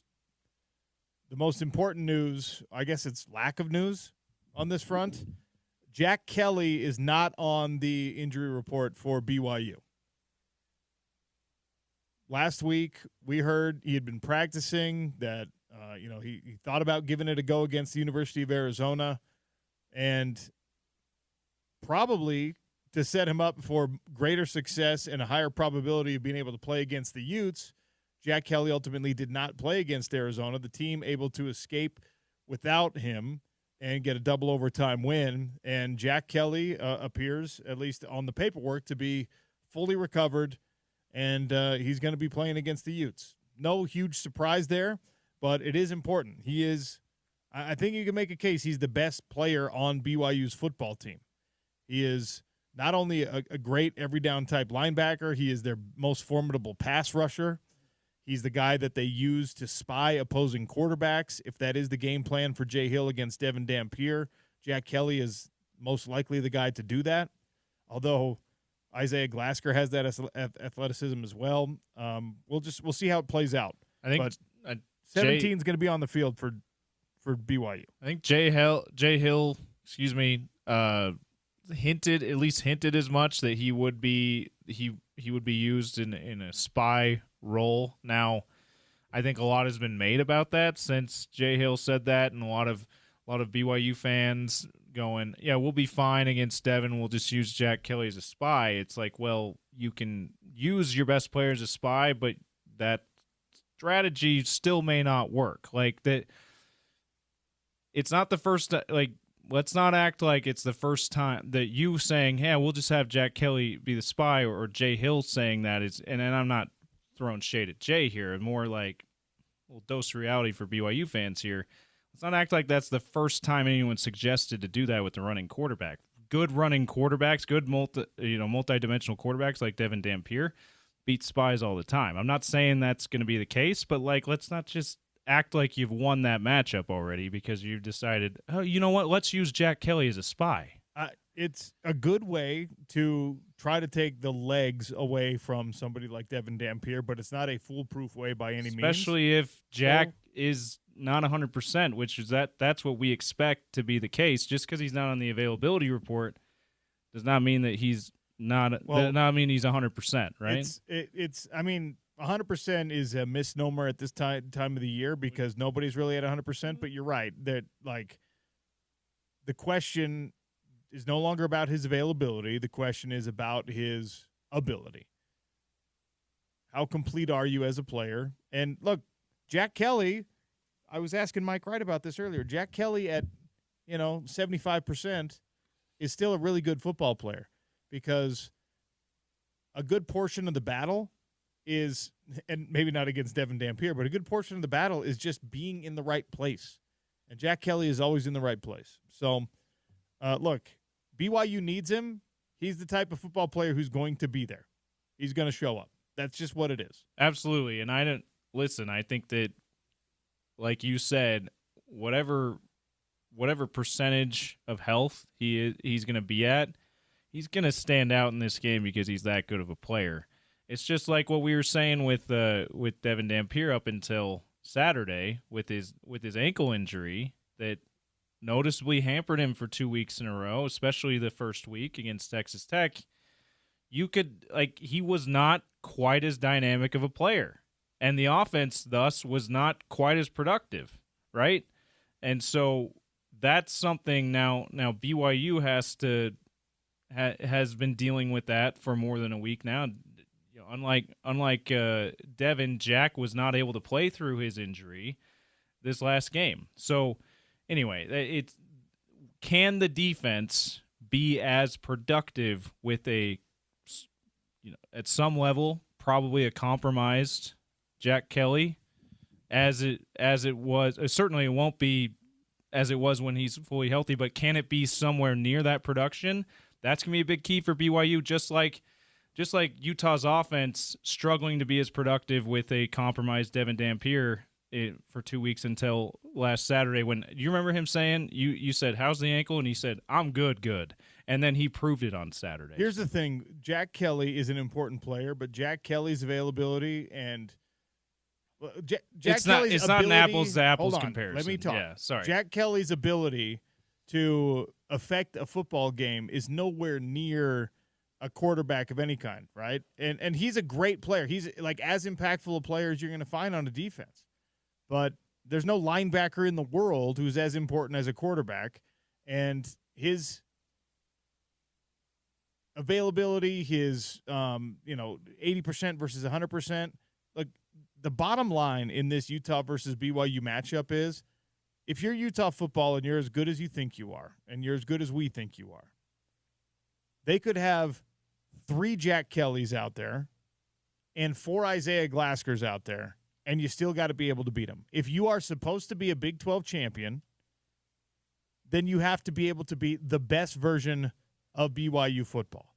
That's what it requires. That's what it takes to be a Power 4 conference champion. When Utah found a way to win back-to-back Pac-12 championships, and especially their first one, because as I've stated, they weren't created equal necessarily, you weren't like, okay, well, we can win because Caleb Williams isn't that good right now, or we can beat Oregon because they got 6 guys out or whatever. You go out and you win the games based on what's in front of you. If that's Keanu Tanuvasa at his very, very best, and Isaiah Glasker playing out of his mind, and the Wall kid and the Jack Kelly situation, you're supposed to be the best offensive line in the country. Pro Football Focus says that you are the best offensive line in the country. You have 2 projected first-round draft pick offensive tackles and 3 mega experienced guys in between them. I don't care if you make up an entire defense of Jack Kelly's. If that's how good your offensive line is supposed to be, then you got to be able to win.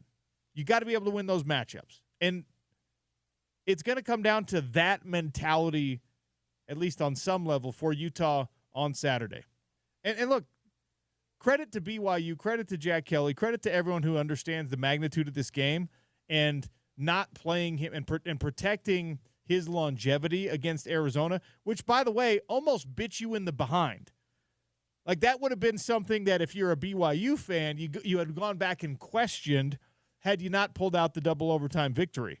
Man, if Jack Kelly was so close to playing, why didn't we needed him? Why didn't we play him? That led to a loss for us, right? The rest of the team, and Siale Acera in particular, he had like 16 tackles last week against Arizona. So it's next man up, not only at Utah, but everywhere. The Jack Kelly news is important news, but it's not where this game is decided. I promise you that. He is going to make a couple of plays. He's going to get beat on a play. Devin Dampier and this offensive line have to be able to beat not only that defense, for this team to be what we hope they are this year. If they get another crack at Texas Tech, as we talked about with Dev, in addition with Dev, you got to be able to beat the number 1 rush defense in the conference, top 5 rush defense in the country. You've got to be able to make David Bailey and Romello Height look silly in the second outing. So, yes, BYU is a formidable test. But if you are who we think you are, you're going to go out there and you're going to rush for over 200 yards against BYU with or without Jack Kelly. Yep. End of story. Yeah. Icy Hot Bowl tonight. Move the needle for you. Have you heard this? Icy Hot Bowl because it's 2 old guys? Yeah, have you not heard that Cam Hayward is calling it the Icy Hot Bowl? Aaron Rodgers is 41, Joe Flacco is 40. Thursday Night Football is already kind of a diminished product most of the time. The idea that this is now a divisional matchup between 2 40-plus-year-old it's the only position you can – that and kicker and punter. Yeah. The only position that you can play this long. Why don't we do Icy Hot Bowl when there's 2 kickers over 40? It would be a lot more interesting, right, if it were Aaron Rodgers and Tom Brady at this age. Yes. Joe Flacco When was the last time Joe Flacco scared anybody? When, like 2014, probably 2015. When Joe Flacco was 29 years old, we were just like, hey, he's a pretty good player. Yeah. Joe Flacco at 40, and look, I understand there's only 32 guys who could do this job in the world effectively, and actually there's really only like 27 of them who can do it hyper effectively. And Joe Flacco is now in journeyman status, and there's honor in that because he's hanging on, he's living his dream, he's doing what he's supposed to do, he's made all the money he could ever need. Joe Flacco doesn't scare anybody. Like 33-year-old Joe Flacco didn't scare you. 40-year-old Joe Flacco on his 7th franchise in whatever it is, 6 years, also doesn't scare you. Aaron Rodgers, he's been okay. He's been pretty good this year, but Aaron Rodgers, from a conversational standpoint, is not far behind in terms of like, roll my eyes, I'm done with that. Yeah.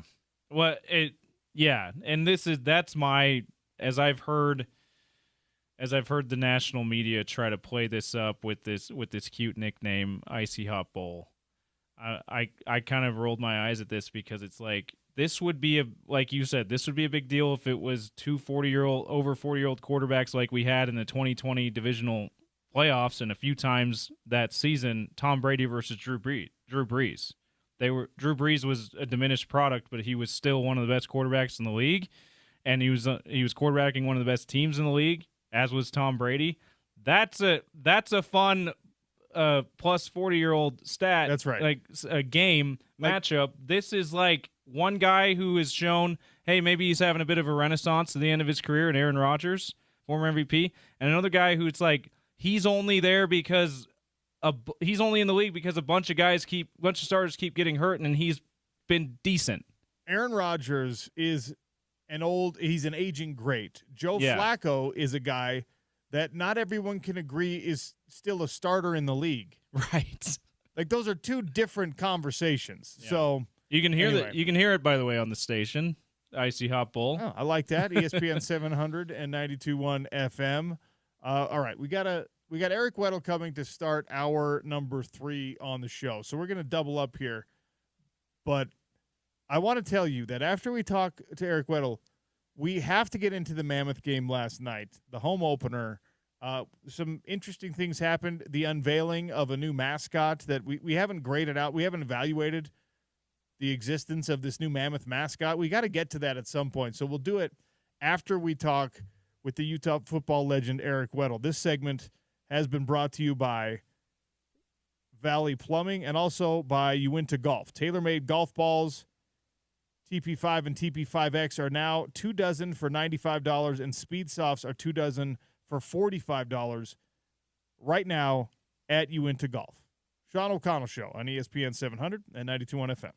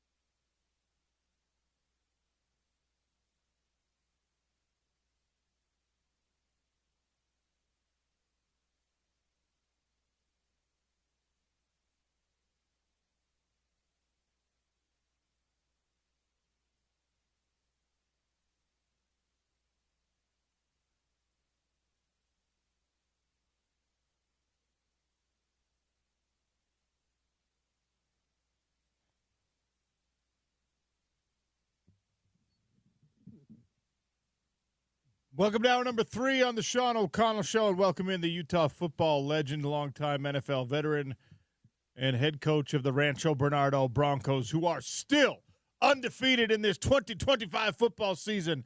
My guy, Eric Weddle, for a Holy War conversation as we get you ready for Utah BYU this weekend, a game you can listen to right here on your home of the Utes, ESPN 700 and 92.1 FM. Eric Weddle, how are you, sir? Are we ready to rock? Are we ready to rock, boys? Ladies and gentlemen, it's a great day to be a Ute. It's a great day to be a Bronco. We're going to get this dub Friday, and I'm going to sit back and watch an amazing spectacle of the Utes versus the Cougars Saturday night, prime time. Two great teams. A lot of attention for the schools. It's great for the state of Utah. Obviously, there's a lot of storylines in this one, and as is the case every single year, there's some venom, there's some heat building between the fan bases, which is exactly how college football rivalry games should be. It is a big game, as you said, on a national spotlight. There's that hated in-state element to it.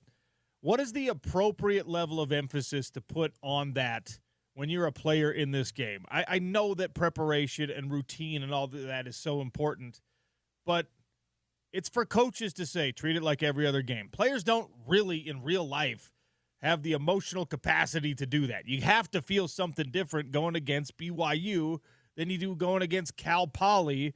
So where is the right place to put yourself mentally that this is a big game, but let's not make it too big so I get myself out of sorts?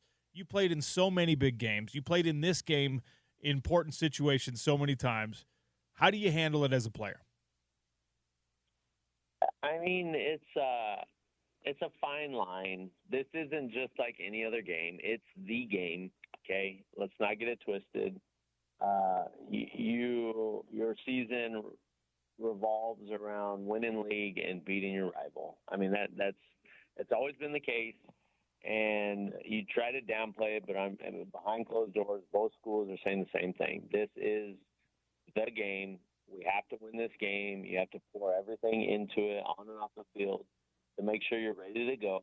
Emotionally, I want the guys geeked up. I want them charged up. I want them to lose their minds because it's going to happen anyways. So go ahead and just go crazy, smack the other color, hit them in the face, and whatever happens that first series or two, then that will settle them down quicker than being nervous, than being, on their heels. No, let's attack. Accept those emotions and those feelings and use them to your advantage. And then that'll settle you down. And then the game will be like most games. And then you just try to win and do the things necessary to win games, and that's playing good football. So there's familiarity between the fan bases, familiarity between the rosters. I mean, there's guys on Utah's team that at one time wore a BYU uniform. The same is true on the opposite end. And, of course, the coaching staffs are made up of guys. Utah's offensive staff is a bunch of Cougs. BYU's defensive staff is a bunch of Utes. Does that familiarity change anything meaningful on game day? No, I don't think it means a whole lot in the grand scheme of things. The systems, the schemes, the coaching has all evolved and changed, and even though there's some similarities across the board, your personality and your you put your flavor on each scheme, right? There is a base, you learn it, but then now you change it to what you think is better or what you think that you want to do, and how you call things. So I think it's great. I think the overlap just shows in the coaching tree of Coach Witt and on both sides, right? At the end of the day, they're all football coaches and they're all great men and they all want to win. And at the end of the day, you tip your hat or whoever the victor is and salute them for how the game went. How do you attack a defense that is built like BYU's defense that has some of those familiar schemes that we all know because of the the coaching tree that goes all the way back to Fred Whittingham before Kyle. And, Jay Hill, has you mentioned, has already put his flavor on it in a lot of different ways, especially in BYU Blue. Personnel-wise, it is a linebacker-dominant group down there. How do you attack a defense like that one? Yeah, I mean, they got studs. They got great scheme. They play together.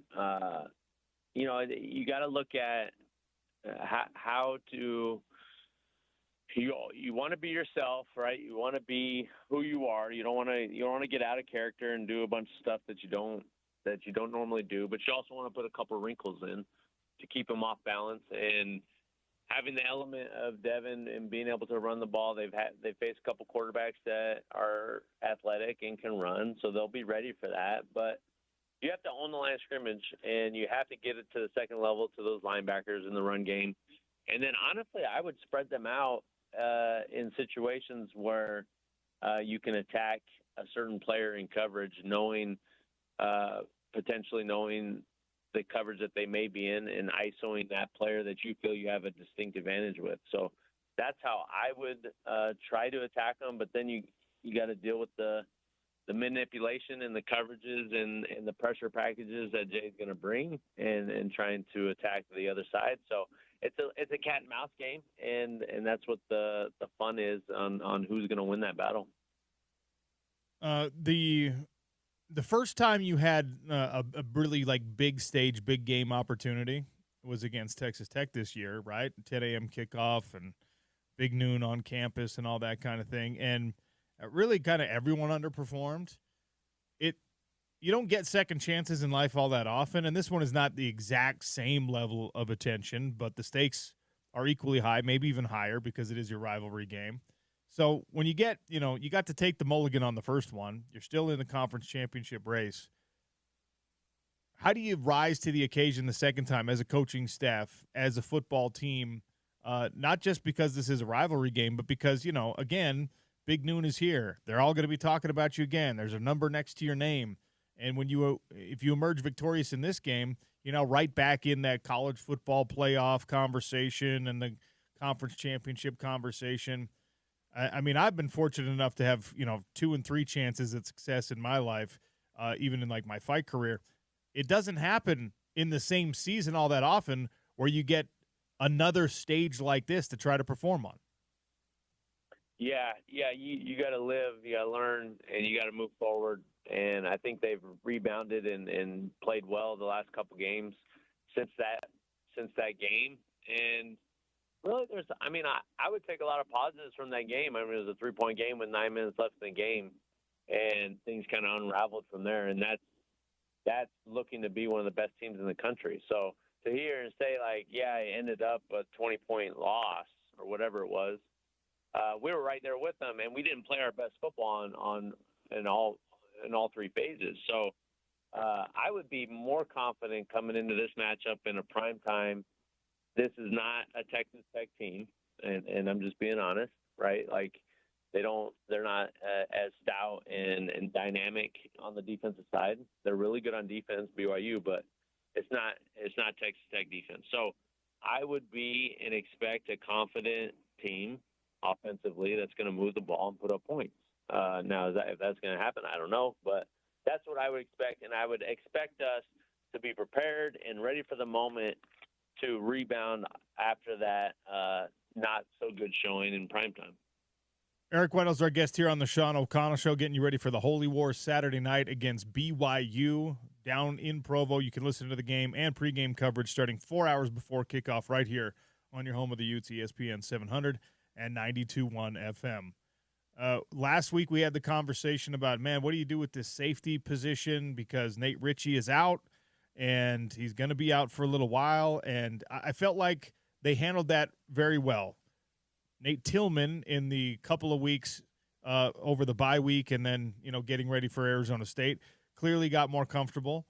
Jackson Benny and Teo Johnson kind of swapping things around, and Teo playing down in the box a little bit more was very successful against an Arizona State team that had been really good in both the pass and the run game. When you watch that adjustment and the fix, so to speak, put in by Morgan Scalley with the safety position in particular, was there anything that stood out? Anything that you noticed that led this team to be successful against Arizona State? Yeah, I remember specifically we were talking about this, and I said that Scalley would make sure that they put the best 11 out there, and specifically make sure the boys are confident on the back end, not ask them or do things that they are not ready to do schematically and physically, mentally. So to see them play well as a group wasn't surprising. I did like the movement. I like moving guys around into different positions that they can make an impact.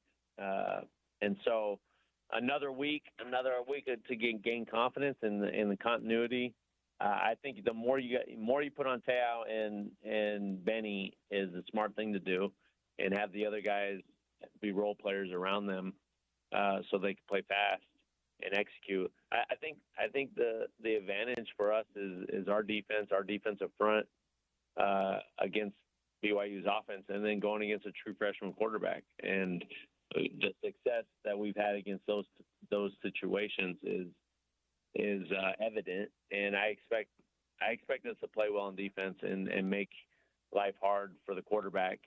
And on the flip side, for BYU, if you're looking at this game and how we win this game, if I don't know what the number would be, I'd probably put it at 30 or more. If he has 30 or more passes, you're probably going to lose this game. Interesting. Why is that the number you put on it? Because 30 drop back passes, 30 called passes, that means you're either down, you're not having success on first and second down running the ball, staying ahead of the chains. I just think if he has over 30 pass attempts, that means that we're getting after him and we're probably winning the game, which he has to throw more. So I think if he stays under, I think that's the success. That's the recipe to win this game. If you're BYU, asking a true freshman quarterback to air it out against our defense is not going to win the game. He's 6 starts into his career, Bear Bachmeier. And look, he's done some really nice things. He's a great athlete. He's powerful for that age. He's got size, all that stuff. But, we've talked about this. We texted about it privately, and this is, it's cliche, but it's a bad day when you're a freshman going against somebody like Morgan Scalley, or it could potentially be. Yeah. Will Morgan throw things at him that he has not seen in those 6 starts, that he just truly is like, what the hell? I don't know what to do here. Oh, for sure. And that's just experience. I mean, you gain experience, you go through moments, you go through games, and you get better from that. And I mean, look at Dante Moore, or I think that's his first name, from Oregon. Yeah, that's Dante. Remember when he played us at UCLA and how he looked then, and then how he looks now 2 years removed from that? Like, he's potentially could be the number 1 overall pick, and we made him look like he should never play quarterback in college football. So, and that's experience, that's learning and growing. And so it's not anything against Bear. I think he's a stud. It's just the way things are as you grow as a football player. So I think they know that. They understand that. The coaches over there, they're smart. They know how to game plan. They know what they're doing. So that's what I would expect. And hey, shoot, maybe he lights us up. I don't know. I doubt it, but you never know. You never know in this game. I know that there's only so much momentum you can take as a team or even as an individual game to game. But I thought what we saw from Smith Snowden last week maybe unlocked a new level of something, because, he's going up against a guy who's projected to be a top 10 pick next year, and you shut him down.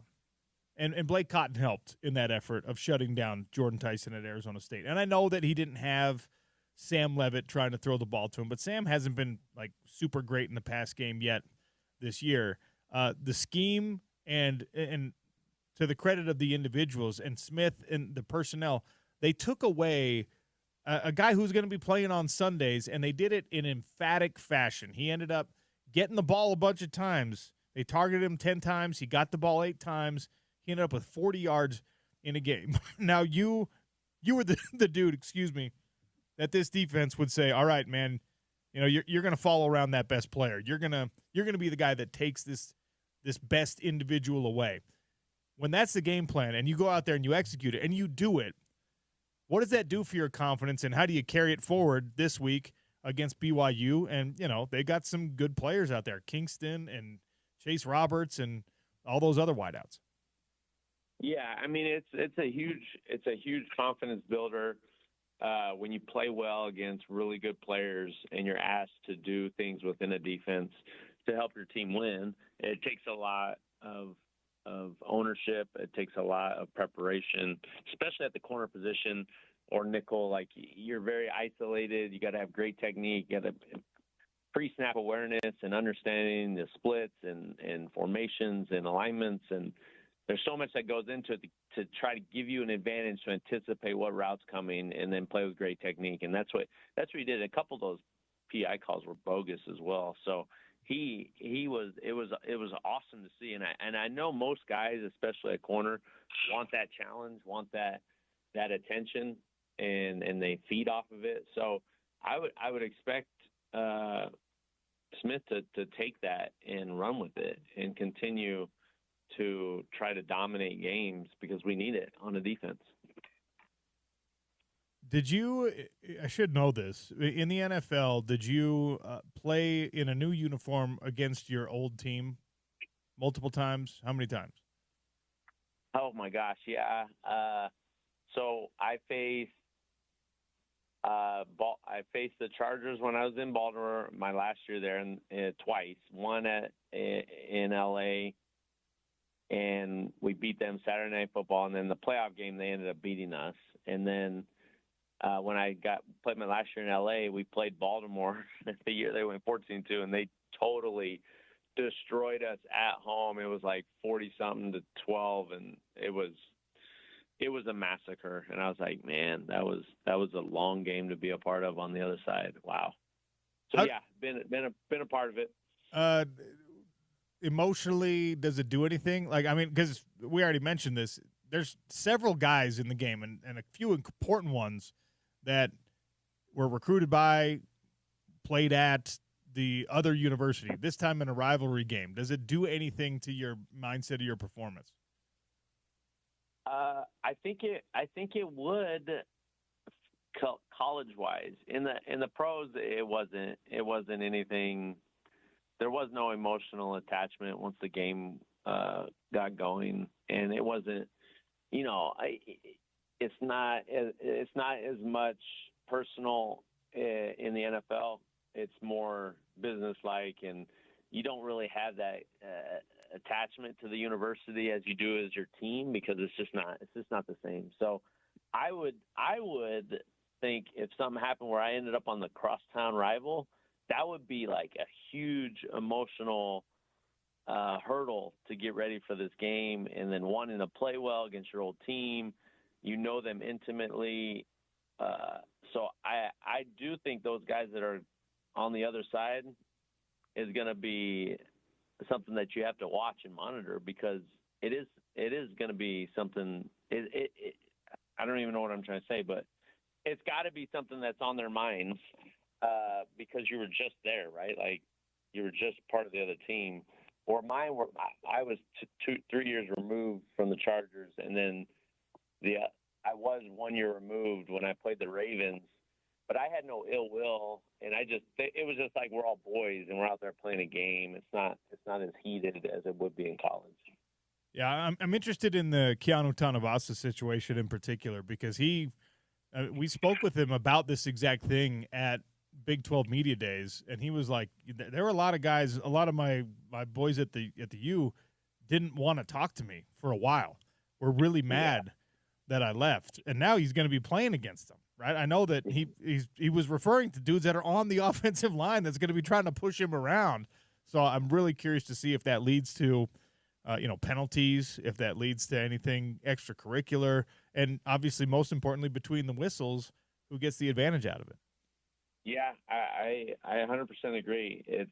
It's definitely more of a factor in college than it is in the pros, in my opinion. Do you know your numbers against BYU in your illustrious 4-year career at the University of Utah? Like wins and losses or actual stats? No, like of course you know wins and losses, but like, do you know how many times you picked off BYU? Do you know how many times like you got a TFL against BYU? Do you have?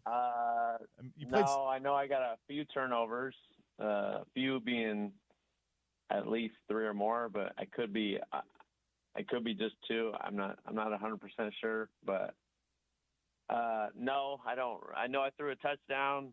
I'm not sure if I ever rushed for one. I know I had a bunch of tackles, and no, I got a pick and a forced fumble. I know that for sure. Any more than that, you'd have to refresh this old brain of mine.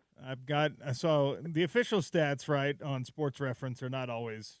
I don't think they always match what people's memories are. We went through this exercise with Mike Wright earlier today on the show, but yeah, we've got. Let's see, got a passing touchdown. We've got several punt returns. Your punt return average looks like was in the 7-yard range against BYU. Not very good.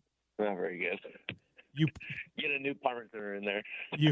you punted against BYU. Did you know that? Oh, geez.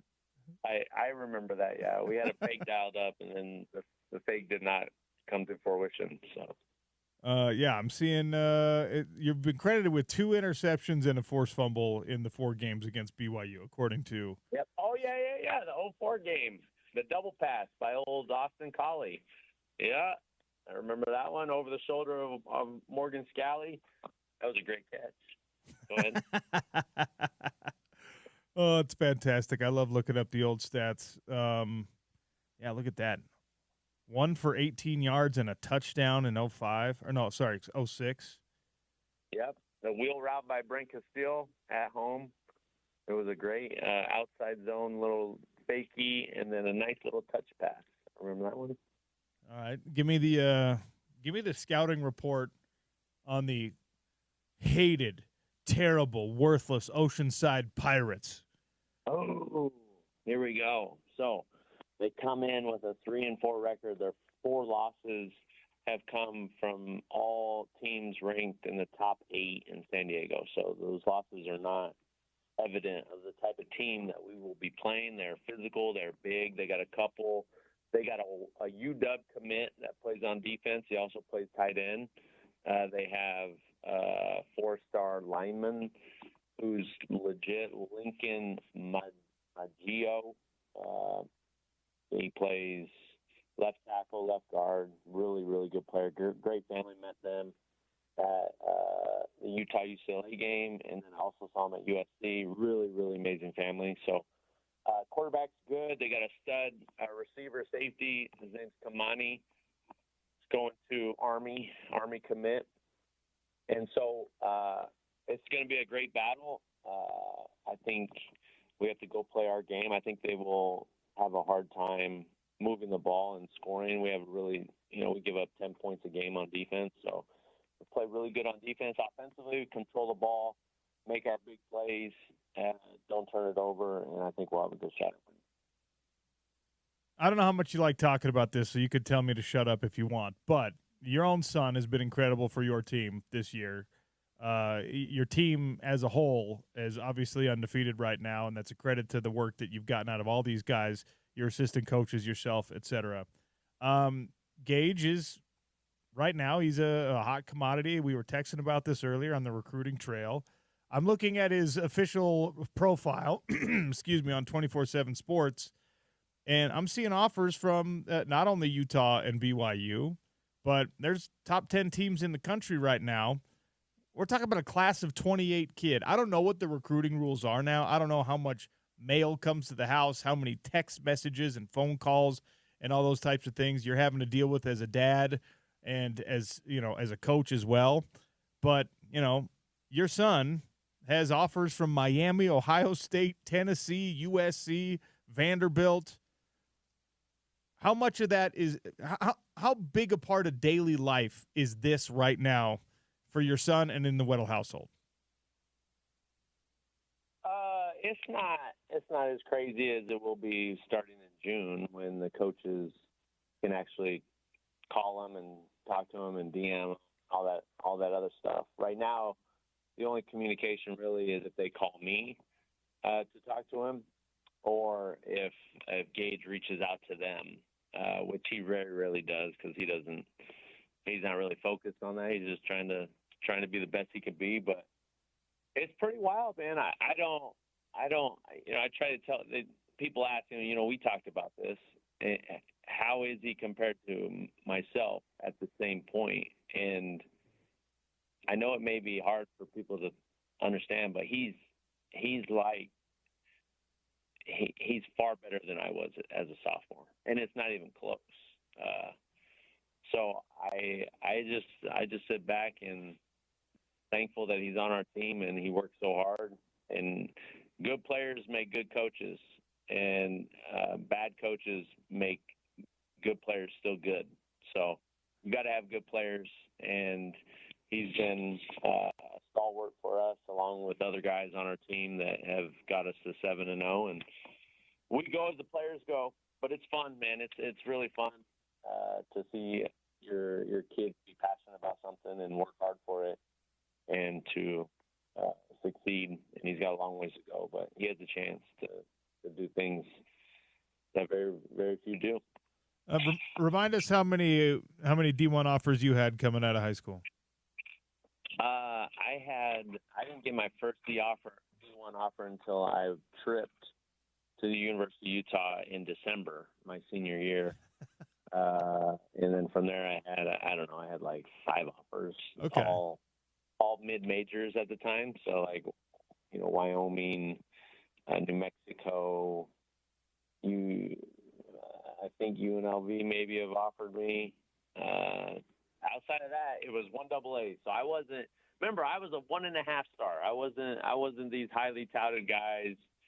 I'm sure that they dropped the ball on that recruiting back then, but I was fortunate and lucky enough to go and end up at the U. I've always said that. Yes, you were the lucky one there. You, not the University of Utah was lucky for getting you, who ended up being an NFL grade, but it was you who were like, no, it works out for everyone.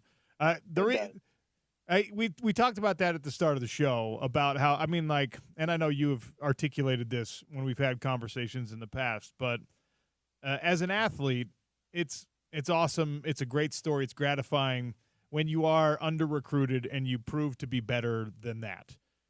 It's even better when that lays a foundation and somehow creates a situation where the next generation, where your children get better opportunities than the one you got. That is the win. That's the American dream. That's why people got on boats and airplanes, 100 years ago to come over to this great country of ours, because they want this. And it's pretty cool to see.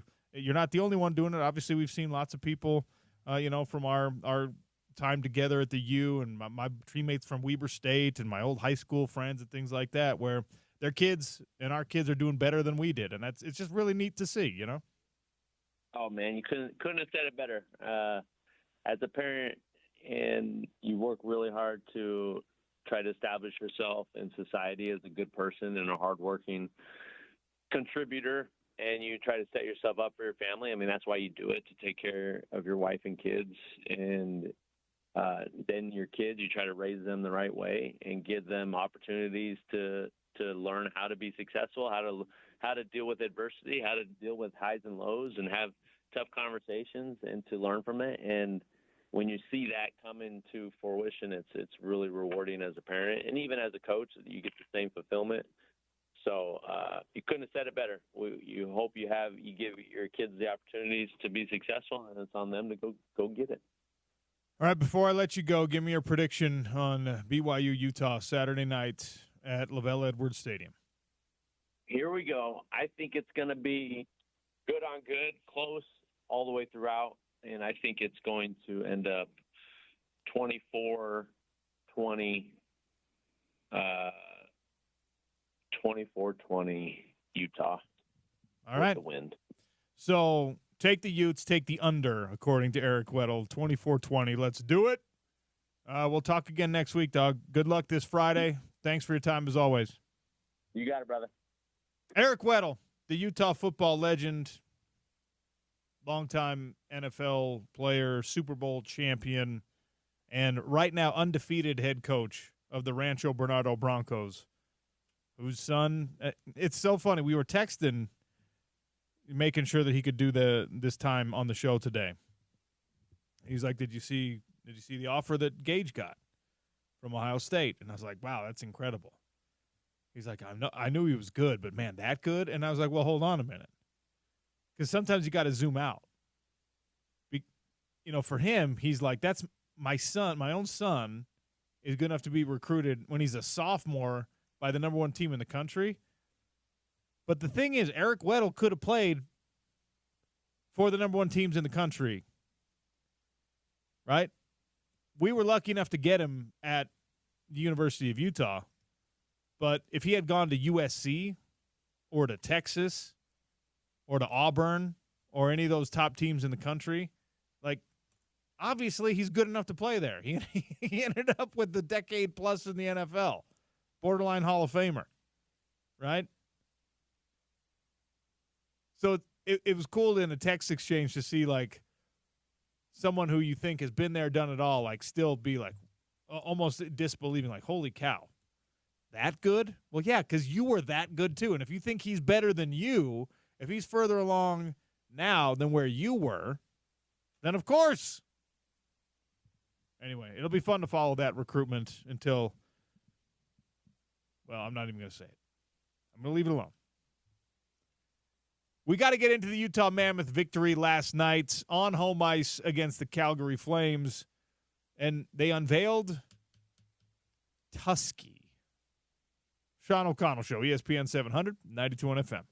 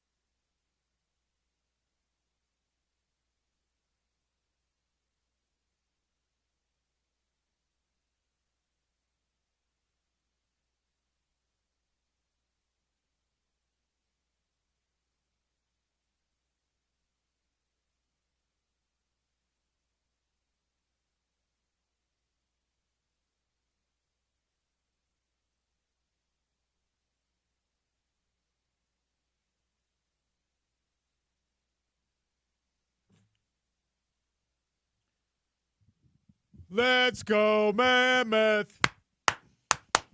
Woo, baby. Utah Mammoth undefeated on home ice in 2025.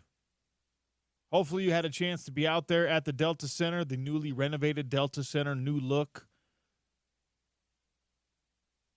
James, it created an odd situation on our ticket package that we got. I'm fortunate enough to have some tickets to the Utah Mammoth hockey games. Also, when we're going on in an official capacity, press pass. So I have no excuse to miss any games this year. But the renovation created a weird situation that I'm going to have to get to the bottom of how this happened, right? So last year, under the old seating configuration, we had 4 seats at the end of a row, okay? Lower bowl. Last year it was like, whatever. 3/4 of the way up on the lower bowl. End of the row. I'm very much a person who likes to sit in that aisle seat. If I want to get up and go get a drink, I don't have to be like, sorry, excuse me, bumping through people. You know what I mean? Got to go hit the potty. I'm just up into the staircase and gone, all right? End of the row is like a major feature for me, James.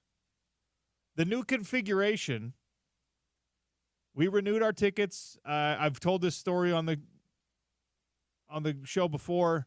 There was kind of like at the end of the ice before they did the new risers and bleachers, there was kind of that wall, and they had front row tickets that were not actual front row tickets. They were like 20 rows up, but there was nobody in front of you. Tried to get those for season 2.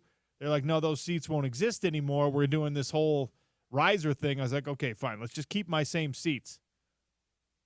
But the reconfiguration, James, has it so there's one random person who sits next to our seats. It's no longer the end of the row.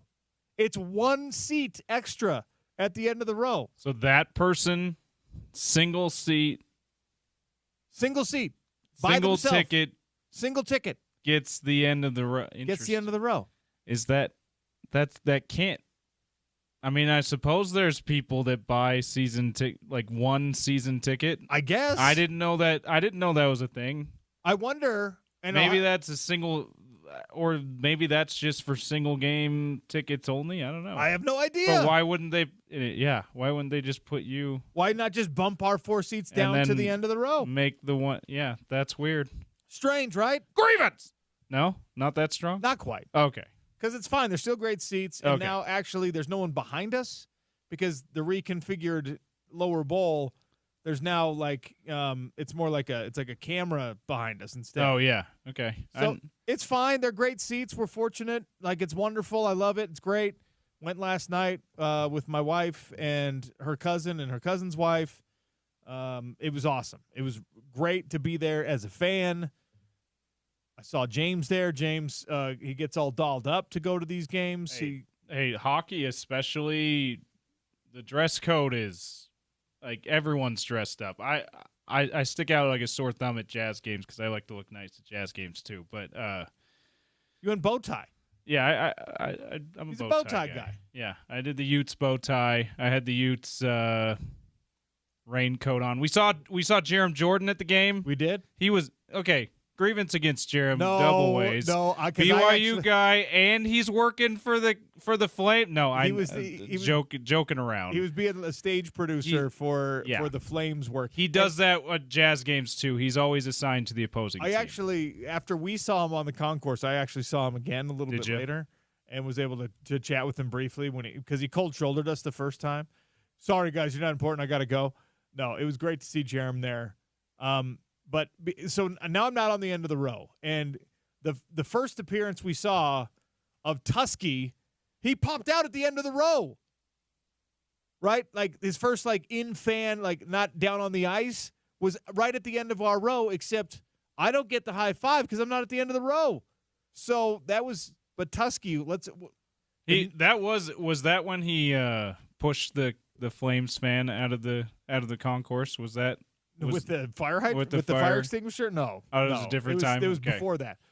So Tusky, good on the Utah Mammoth that this did not leak before the game, before the first home game. The new Utah mascot, the Utah Mammoth mascot, I like the costume. I like the color. I think that the trunk and the tusks are of appropriate length and size. Whatever. Tusky is not my favorite name. We could have gone with something a little bit more creative. Yeah, I got a good idea, guys. How about Mammy? Come on. That's the same kind of level of name. Like, come on. Like, it could have been Manny. Could have done something. Even if you want to make it, you're gonna rip off Ice Age. You could have done that and went Manny. Like, That'd be come cool, on. Actually. So yeah, what do we think of Tusky? Yeah, I'm down on Tusky, but this is going to be one of those things like we talked about with the eventual name of the franchise. Once it gets settled, once there's years, especially years of winning success, we're gonna be like, yeah, it's either we love it or it's fine. It's our team. We're behind it. I think really that's the way it'll be with Tusky too. We should have really just leaned in to being Utah and come up with like some strange name that we could spell with unnecessary Y's in it. How about Tusky with a W somewhere? Tusky also like doesn't sound tough. Tusker would have been Tusker. Yeah, see that you're right. It's two different letters, but it does sound tougher. I don't know. Mother Tusker. Oh, whoa. James was a woman. James was getting loose last night. By the way, he's like, should we tell people the new segment you want to do? Absolutely. Yeah. We're gonna unveil it right now. Yeah. Who got tusked up? James has texted me during the game, just like this. We're doing who just got tusked up by the Utah Mammoth. It was where we exaggerate even if it's a close win, we make it sound like they had no chance. You know what? It was a good game for the Mammoth last night. JJ Paterka, beautiful breakaway goal to give them the insurance to go up 2-1. And he got the empty netter. Was it Kesselring that scored the empty netter? Empty netter to make it 3-1. The off the wall, the bank shot, empty netter. I don't know if I've seen that before. I'm not watched the old as much hockey as a lot of people. The old billiards empty netter. That where was you're amazing. Just like off the bumper. I thought for sure that like when I saw him hit it off the side wall, I'm like, oh, it's just gonna get cleared. That's fine. I'm going, oh, why not try the empty net? And he hits, and then it somehow. He had the angle and it went in. It almost went a little wide. So it was one of those where it's like just got in there, but it counts all the same. It was a pretty sweet way to end the game.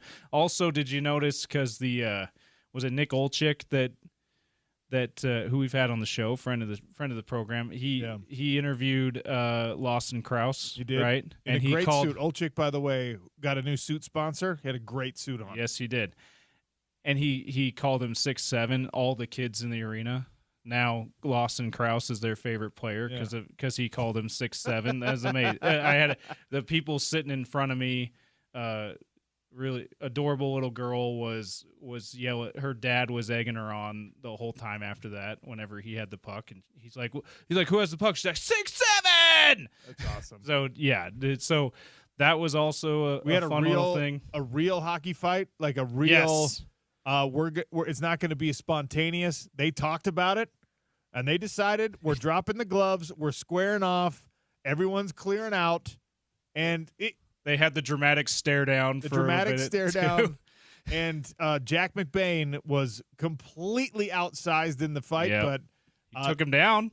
Yeah, right. Actually, it was a nice little knee tap. So you don't. Really, I knew you'd appreciate that. It's funny because you don't see. Hockey fights are about the punches, right? But you want to land on top. You don't want to be the guy who goes down and there's somebody on top of you. No hard punch really landed in that brief scuffle. But who was the Calgary Flames giant that Jack McBain was locked up with? Yeah, I couldn't tell you. So he had a handful Big dude, though. He had a handful of sweater, and he was starting to pull McBain down underneath him. To where if McBain doesn't pull off the last second save, he's going to end up probably face down on the ice with homeboy on his back. Instead, as he's kind of like his level's getting lowered forcibly, McBain, I think it was with his left arm, he just grabs a nice little knee tap takedown. like he was wrestling folk style. He's got his other arm on the sweater and kind of like stiff arming situation, trying to keep that distance. And as he's being forced down, that downward momentum, he's like, oh, I'm not going to reverse this. And instead, he just reaps the leg out from under the Calgary Flames monument. That guy was huge. And McBain ends up on top. So I thought quite a success because they both threw two punches that were only partial connection. And then McBain lands on top. 5-minute major. How do you, if you're as an actual MMA play-by-play guy, the hockey announcers have to do play-by-play on some of those fights, right? Yeah. How are you calling a hockey fight? That hockey fight. What are you throwing out like high-level fighting terminology? Or you? Yes. Yeah. Because I can't call hockey on a high level, but fights I can call on a high level. So those you're like, this is me. In fact, we should have some type of connection where I'm on a headset, and instead of going to Nick Olczyk, there's like, okay, here's the fight. Let's go to OC. Let's go to Sean O'Connell. I'm like, thanks, guys. Here we are. They're squaring up. All right, and like, let's get after it. There's a jab. Jab misses. Okay, here comes the right hand. Connecting on the jaw. It would be amazing. And then I'm just like, back to you for the hockey. Yes. The Utah Mammoth need to do this. You'd be the only team in the NHL who had specifically a hockey play-by-play fight correspondent. Fight play-by-play. The play-by-play for the fights by an actual MMA play-by-play broadcaster. Coach Bear, come on. Let's make this happen. Yeah. I mean, you already told Bear that you beat up one of his friends. Yeah, I mean, I fought a guy he knows. So let's do it. Yeah. That's actually a really good idea, James. Funny that you mentioned that because I had somebody, Elite Fit Mob on Twitter, sent me a video last night of the old, it was a Heidi Hatch retweet of the old cheerleader beating up the BYU fan. Oh. And said, hey, could you please break this down for us from a technical standpoint? So I did on Twitter. I'm going to have to look that up. I missed it. Pretty great. All right, we'll close out the show next. We've got a $10 gift card to Big Willie's. Is that right? I told you we were going to give this away based on some information from an earlier conversation, so hope you were listening. Sean O'Connell Show on Utah's #1 sports talk, ESPN 700.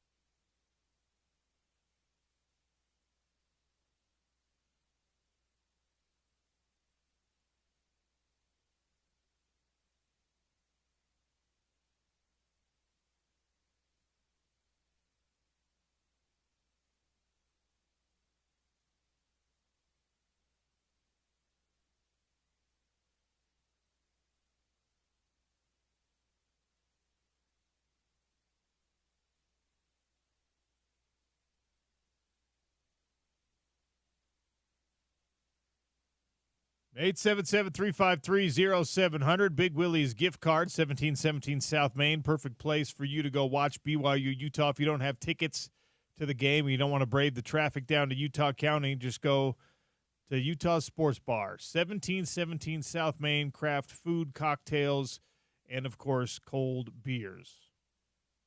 If you could answer this question. The illustrious and glorious undefeated Sugar Bowl season for the University of Utah, who is the leading tackler on that team? 877-353-0700. Answer that correctly, we'll give you a gift card. Up next is Spence Checketts and The Drive. He's here in our Broadway studios. Hey, Spence. Check your phone. Uh-oh. No, it's not uh-oh. I'm just a man of my word. What happened? You got some crackling oat bran? Ate some last night. And you loved it, didn't Lovely. you? It's so good. You're not wrong. It's an elite cereal. It's not Fruity Pebbles elite, but it's an elite cereal. And I did the whole thing. Cold milk, 60 seconds. Well done. I forgot to text this to you because I ate it last night. Well, I will reciprocate. I will do some Fruity Pebbles. Yeah, I'm developing a bad habit of having like a bowl of cereal before I go to bed. It's all right. I mean, okay. there are worse vices to have, certainly. Yes. You know. At least it's not crack. It's crackling oat bran.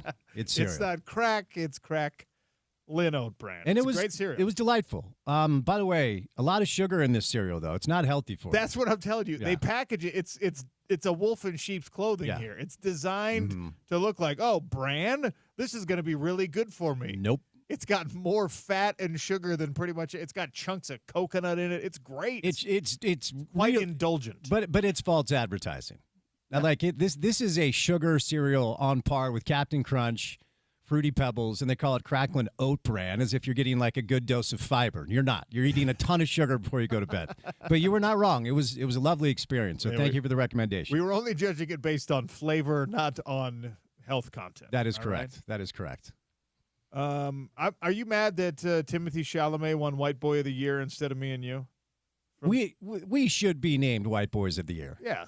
Chalamet got it? Yeah, Anthony Edwards on his show has White Boy of the Year, and he gave it to Timothée Chalamet instead of us. Well, we need better PR because you and I clearly should be in the mix every year for White Boys of the Year. Yeah, it's kind of messed up. How's this week been for you? Are you tired? Are you excited? Are you ready for the game?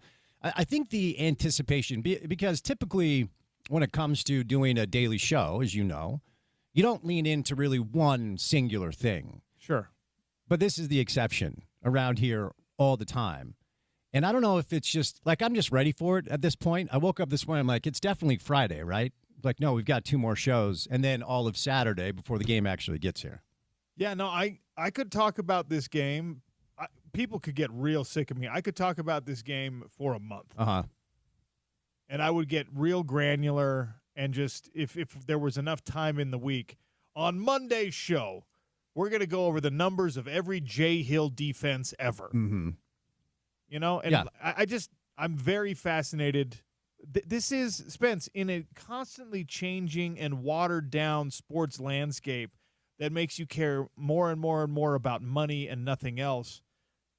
This is the outlier. This is the exception. This is the thing that, like, I know you're not supposed to feel this way, but if Utah wins this game and then takes a dump the rest of the season, I'm going to be like, yeah, you know what? It's still a solid end to the Kyle Whittingham run at the University of Utah. Mm-hmm. It's just, there's just so much to it from an emotional standpoint, and there's this weird demand almost in the sports landscape now that, like, well, it's a business. It's be professional about it. It's a business. It's like, that's not why any of us became sports fans. Right, and it's not why any of us watch. Unfortunately, it's the message that is constantly sent by the people in charge. Yeah. And at times when they say the quiet part out loud, you're reminded, like, oh, yeah, they don't give a rip about anything other than their P&L statement. Correct. I didn't directly ask Whit yesterday if this was his last rivalry game. I kind of danced around it a little bit, like, hey, you know, is there an undercurrent there? And, you know, I didn't ask him directly because he wasn't going to tell me anyway. But do you think it is? And if so, what does that add to this week? I think it is. And I think winning makes it more definitive. I think there's he said earlier in the week, I think it was his press conference, that's still to be determined. Right. Mm-hmm. Well, I think one of the major determinations is, do you win it or not? Mm-hmm. I mean, this is a man who is energetic enough to keep doing this for another 10 years. I think the only reason he even thinks about retirement is because he wants to spend more time with his grandkids. Mm-hmm. I really think that's it. Yeah. We asked him, hey, Coach, what'd you do during the bye week? He's like, I hung out with my grandkids. Yeah. 5 years ago, that wasn't the answer, Spence. Mm-hmm. And now it is. That's what he cares about most. That's Yeah. what he wants to do. So his priorities are starting to shift. But high on that list of priorities is still ending this thing the right way. Mm. And I don't think losing to BYU is the right way for Kyle Whittingham. And he alluded to not wanting to overstay his welcome, which I found kind of interesting. And I don't know that I've ever really heard him articulate it like that. I wonder if he feels like there's a chance that he is, because I don't know this to be true, but there's a part of me that feels like, knowing Morgan the way that I do, that he's ready, like he's chomping, right? Like he wants to move over a seat. Yes. Well, Utah's in a very strange situation. We saw this in the last offseason, right?